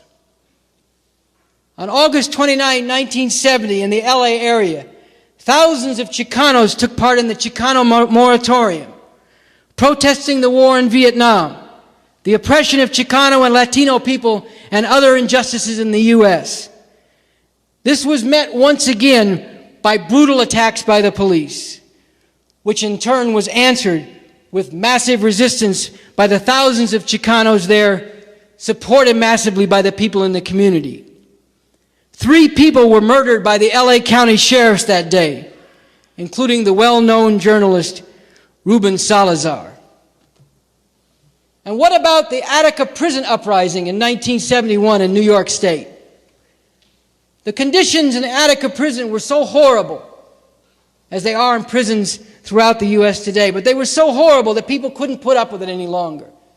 And finally, there was a rebellion, uniting black, Puerto Rican, and white prisoners together, taking over a section of the prison, taking guards, hostages, and issuing demands for improvements in their condition, as well as making political statements in support of resistance and revolutionary struggles around the world. It was a great and heroic uprising. It showed a glimmer of the future, when people who had been held down and kicked around in these most degraded conditions could rise up in this kind of way, break through the divisions that were fomented in their ranks, and not only raise demands about their own conditions, but speak to the struggles of the people of the world.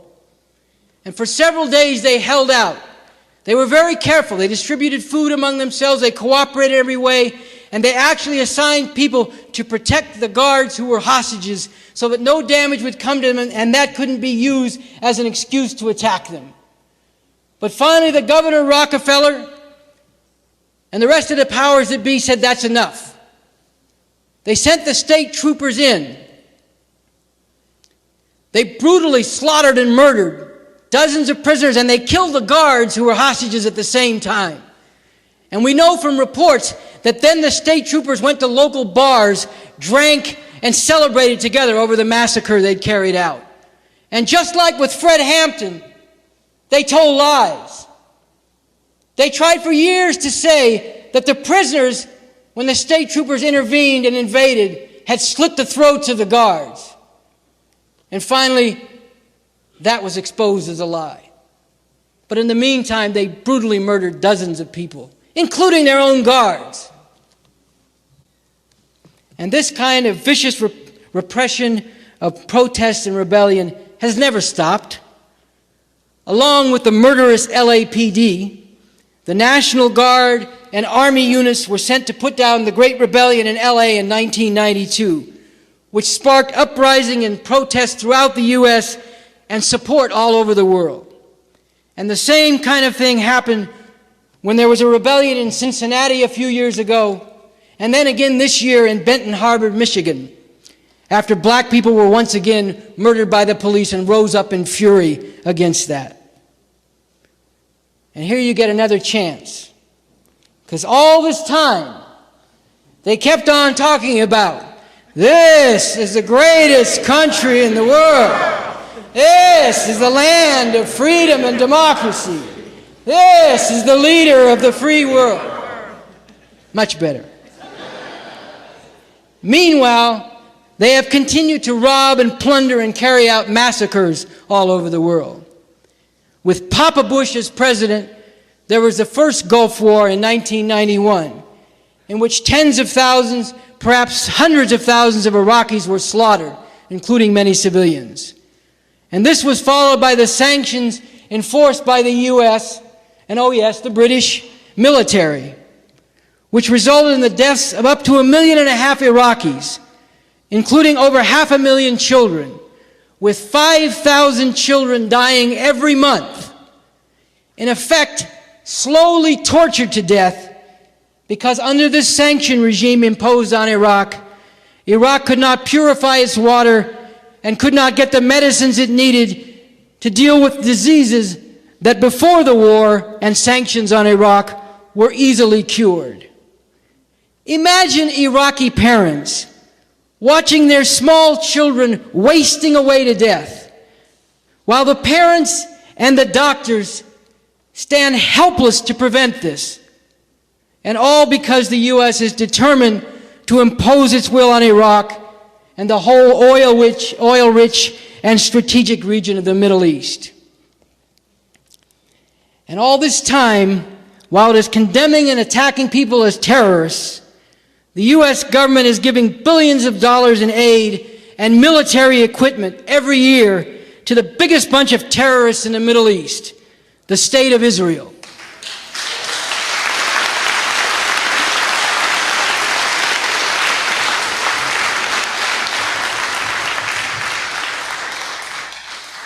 Israel sits on land stolen from the Palestinian people, and it has slaughtered thousands of Palestinians, including many children, often deliberately targeting children to terrorize the Palestinian people. But all that is fine with the rulers of the U.S. because it serves their aim of controlling and dominating the Middle East. And then we have the latest war this year on the already ravaged and weakened country and people of Iraq. This is part of what we call the juggernaut, the rolling monster of war and repression that the rulers of the U.S. are determined to impose on people here and even more murderously on people throughout the world. They are openly declaring their right and their intention to dominate the world through brute force, to build an empire without rival. If you don't believe me, read their national security documents. This has caused many, many people in the U.S. to protest that they do not want to live in a new Rome, conquering, dominating, plundering, and exploiting people all over the world. During World War II, the U.S. government locked thousands and thousands of Japanese Americans in concentration camps and took away their land and other property. Today, they are rounding up and registering thousands and thousands of people from Arab and other Middle Eastern countries and people from countries where Islam is the main religion. They locked up more than 1,000 and are still holding many of them. And they have deported many as well, often for minor immigration violations or screw-ups by the immigration authorities themselves. And all this is laying the basis and putting in place the machinery for even more vicious repression, which they are prepared to use against many more people, including American citizens who oppose or who just get in the way of the imperial American regime and its ambitions for world domination. They have launched and are continuing to launch attacks on dissent and protests and demonstrations that have taken place against the war in Iraq and against Bush's whole program. Remember when Ari Fleischer, Bush's press secretary, told people that they should watch what they do and watch what they say? Of course, he had to back off for a little while from the watch what they say part. But the fact that he said that shows what they have on their mind and what they're actually planning. Then there's the Patriot Act, which that Ashcroft monster is running around on a speaking tour trying to defend. Good luck. People all over the country, including even local governments and state governments, have already issued statements and launched protests against this, and for good reason. The Patriotic Act gives the government more power to spy on people, to violate their rights, and to persecute them. You've got Ashcroft saying publicly that people, even members of Congress, who raise questions about whether what he is doing is attacking people's rights, that questioning things in that way is giving aid and comfort to the terrorists. That is, it is basically treason, is the logic of what he's saying. You have campaigns organized against celebrities like Danny Glover and others who have signed the Not in Our Name statement and in other ways have spoken and acted against this juggernaut, this rolling monster of war and repression that the U.S. government has set in motion. Right in New York City in February, we saw them denying permits for people to demonstrate against the war, and then limiting and attacking the numbers of people who could take part in that demonstration. We've seen them attacking brutally demonstrations in other places, using rubber bullets and other so-called non-lethal weapons that wound and maim people and may even kill them, as they did in Oakland when people were protesting against the war in Iraq. And this is only a taste of what they are preparing to do to keep their juggernaut rolling. They've already set up military tribunals, or the basis for military tribunals that would strip away many of the rights that people are supposed to have. The court itself would be answerable to whom? To the commander-in-chief, Bush himself. They've also created an enemy or unlawful combatant category. This means that if they declare without any hearing, without any procedures in court, without any due process, if they declare that you're an enemy or an unlawful combatant, they can snatch you, lock you up, deny you the right to see a lawyer, never tell you what charges there are against you, or never even bring charges against you, and just keep you locked up as long as they want to, on the say-so of Ashcroft or Bush. And what does Bush say about this? For example, when they arrested Jose Padilla in this way and are still holding him in these kind of conditions. When people raised questions about this and they said, well, what crime is he charged with? What crime do you say he's committed? What was Bush's answer? He's a bad guy. Trust me. No fucking way.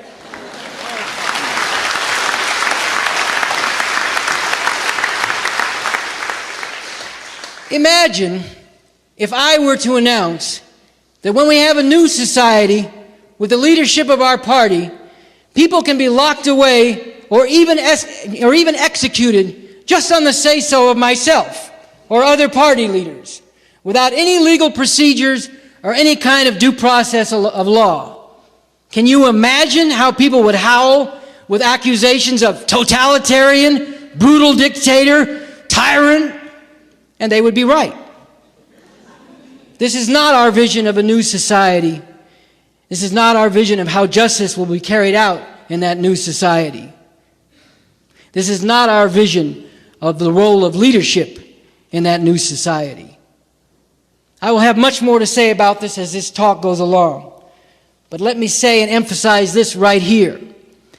If it would be a bad thing, and it would be, for me or for our party in general to exercise that kind of tyrannical power, think what it means for Bush and people like that to do so.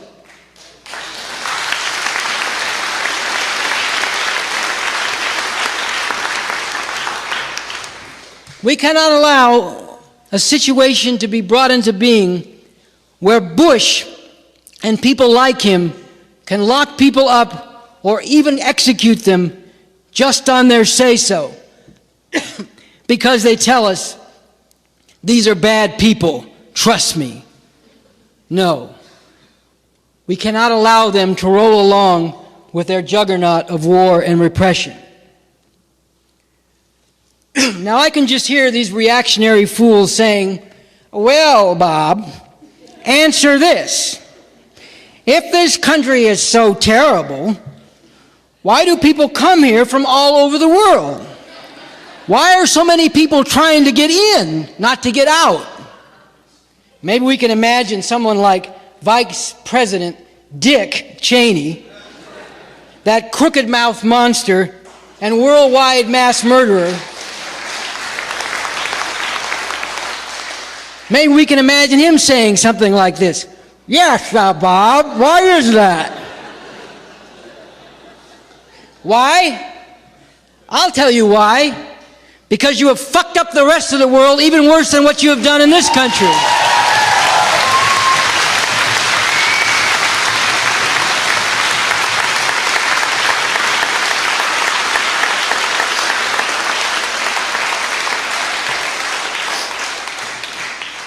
You have made it impossible for many people to live in their own countries as part of gaining your riches and power.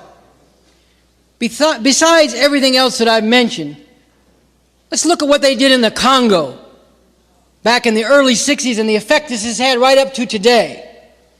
The Congo used to be a colony of Belgium. It was the most brutal kind of colonization, working the people literally to death in the mines and other places. They worked them so viciously, literally like slaves, and if they didn't work hard enough, the overseers there would cut off the hands of the people. Finally, after World War II, the people of the Congo got rid of the domination and colonization by Belgium. And they set out to try to build a new country for themselves, and a leader emerged, Lumumba, who was a very popular leader among the people in the Congo. An election was held, and Lumumba won very clearly. But because he was setting out to overcome this legacy of colonialism and all domination by imperialism, the U.S. would not allow it. They maneuvered, they trapped him, they got him into a situation where he was taken and assassinated. And what did they do In place of Lumumba, what did they bring to the people of the Congo?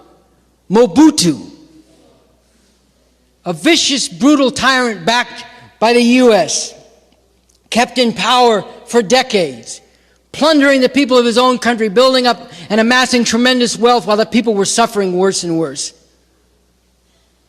And then they say, well, see, these people aren't ready for independence. They can't handle their own affairs. Look what happens when they get their independence. Yeah, look what happens. And look deeper and see why. To understand how this system works and how it controls and shapes people's lives, let's look at how people from Mexico and black people end up living alongside each other in somewhere like Watts in Los Angeles or New Jersey or New York City today. It's 1780 or 1800, and someone is walking through their home village in Africa. Maybe they're taking care of a few cattle. Maybe they're tending a few crops. Maybe they're just out for a walk and enjoying the sunny day in the summer.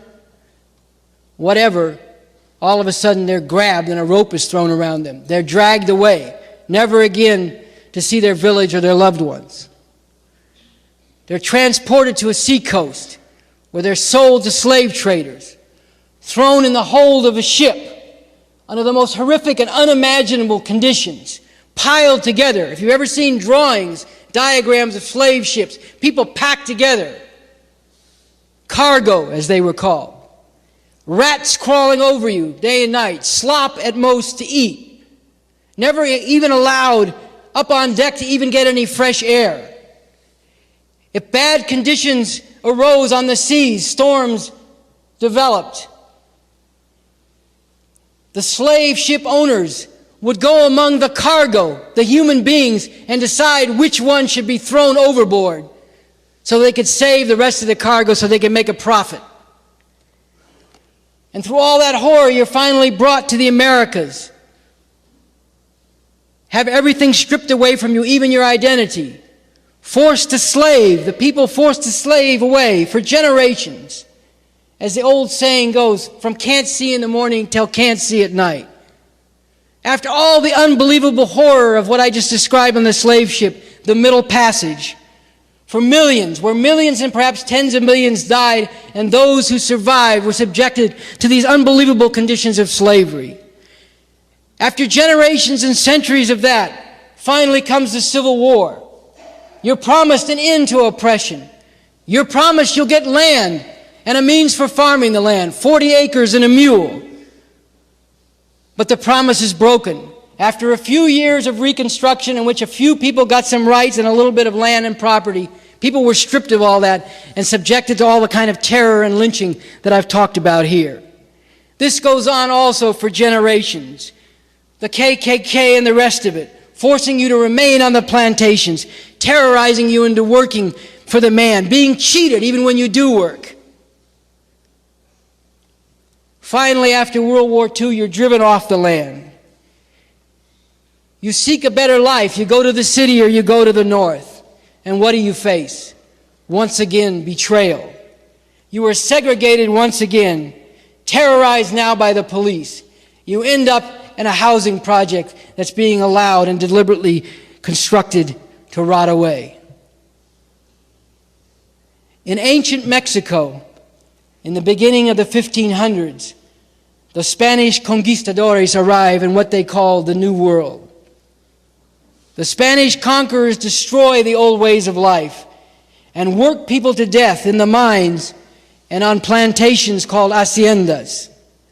This old way of life was not free of exploitation and oppression and plunder, but the Spanish did not come to liberate the people or to do away with exploitation, oppression, and plunder.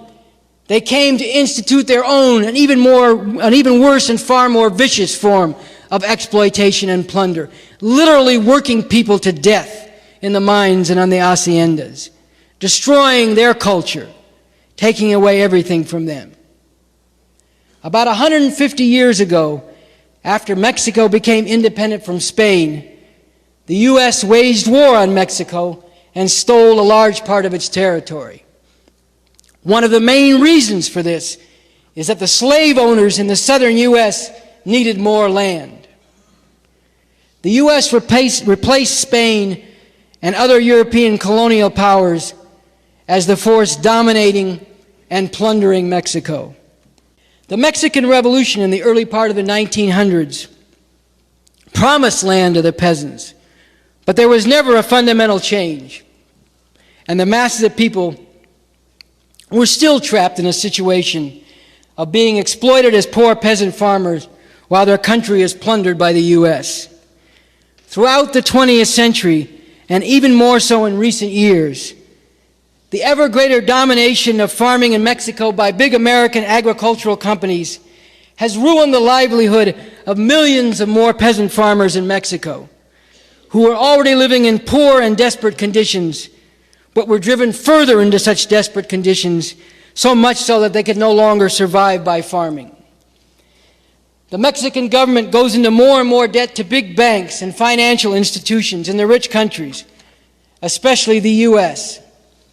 And then, at the insistence of the U.S., it cuts off aid to the peasants who are still trying to survive by farming in Mexico. In effect, the government forces them to grow crops that get sold internationally on what is called the world market, which is controlled by the rich countries and their financial institutions. But the Mexican peasants cannot compete in this world market. They cannot make a living. They can barely survive, if they can survive at all, by farming.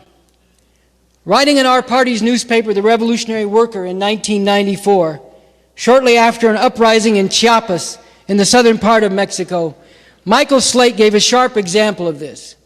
He wrote about what has happened to Mexican agriculture over the past 30 years.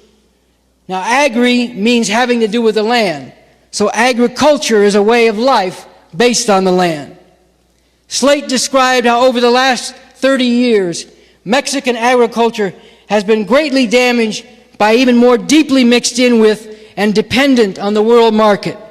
Peasant farmers growing things not for their own needs and not necessarily for what is needed in Mexico itself, but what can be sold to big buyers all over the world.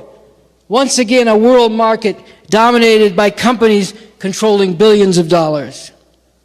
Deeply in debt and under pressure from the World Bank, which itself is dominated by the U.S., the Mexican government promoted crops that could be sold on the world market in order to try to pay off this debt that it was sinking deeper and deeper into. Land and resources were shifted away from basic food production, and the results have been a disaster for the peasants. In Chiapas, for example, most peasants used to grow corn and beans, but over the years, many switched to growing coffee for export. When the price of coffee fell on the world market in 1990, thousands of Mexican peasants were ruined. And in a recent issue of our newspaper, the RW, there's another article detailing more fully how imperialist domination from the U.S. through things like nothin and other ways have further ruined the peasants in Mexico. Another thing mentioned in that article is the maquiladoras in Mexico, just inside the border with the U.S. These are factories that are set up by U.S. companies. They move away from the U.S. and put them just over the border in Mexico. And that line there, that border, is the difference between wages that are 10 times higher on the U.S. side and 10 times lower on the Mexico side. And who works in these maquiladoras? People who can no longer live in the interior, in the countryside, on the farmlands of Mexico, and especially many women who are not only brutally exploited, but also sexually harassed on the job, and many have been murdered coming to and from the job in these border areas. But even that's not enough. Now many of the maquiladoras are being closed down on the border, while some new ones are being built further in the interior of Mexico in order to take advantage of people who are impoverished there. And still others are being moved to other places, in Asia and elsewhere, where people can be worked for even lower wages because they're even more desperate.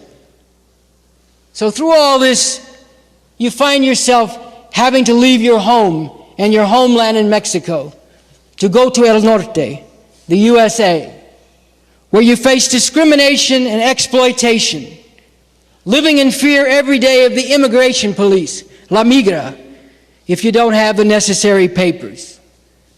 You too end up in Watts, or in New York City or New Jersey or other cities in the U.S. In the early 80s, there was a movie starring Jack Nicholson and Elpidia Carrillo called The Border, which dramatically showed the kinds of hardships that drive people and the promises and illusions that call them to cross the border from Mexico into the U.S.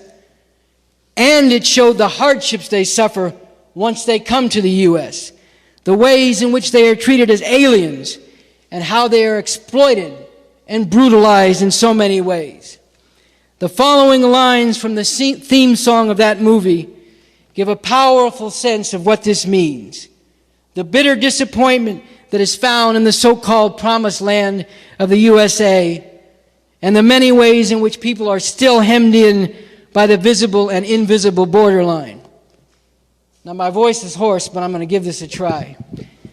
There's a land, so I've been told, every street is paved with gold, and it's just across the borderline. And when it's time to take your turn, here's a lesson you must learn. You will lose more than you'll ever hope to find. And when you reach the broken promised land, every dream slips through your hand, and you'll know it's too late to change your mind. 'Cause you paid the price to come this far, just to wind up where you are, and you still just across the borderline.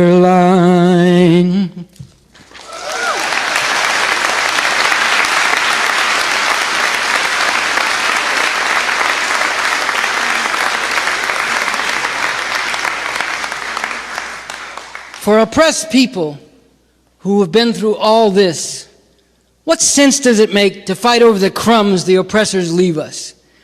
Or to fight for control of things we can never really control under this system, including the very neighborhoods we live in, the neighborhoods they have forced us into while they run these neighborhoods down? What sense does it make to fight each other like that, when we are part of the same class of exploited and oppressed people who can rise up together to put an end to all this? There is a whole long and bitter history in this country and all over the world of the oppressors getting one people they are oppressing to fight against another, all for the benefit of the oppressors themselves. Think about the experience of the Buffalo Soldiers. Bob Marley wrote a song about this. Danny Glover made a movie about it. But the reality is that these were soldiers, black soldiers, who after the Civil War wanted to prove that they were loyal Americans, that they would earn their place now that they won their so-called freedom. And what were they put to doing? Slaughtering the native peoples, finishing them off in their own home territories, carrying forward the genocide against the native peoples and the theft of their land and the resources in their land. It's a bitter lesson.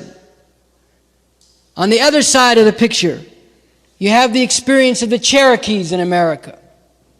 Back in the 1800s, Old Hickory, Andrew Jackson, the great example of American democracy and evidence as President of the United States, and by the way, a slave owner, convinced some of the leaders of the Cherokees that they could get in on all the goodness of America, and he allowed them to purchase plantations. And they even went ahead and purchased slaves and ran slave plantations. But then a few years later, Andrew Jackson and those who ruled the U.S. decided the land was too valuable for Cherokees to have it. So they were driven out of there and sent on a horrific march toward Oklahoma, a death march where especially old people and children died by the wayside, what became known as the Trail of Tears.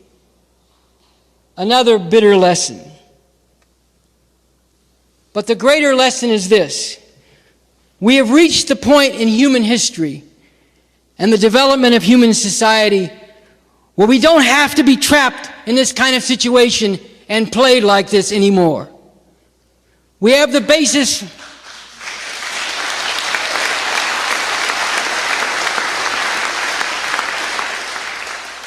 We have the basis not only to unite those who are oppressed under this system, but to sweep away all this garbage they want to keep getting us caught up in, to sweep away the source of all this, their system itself.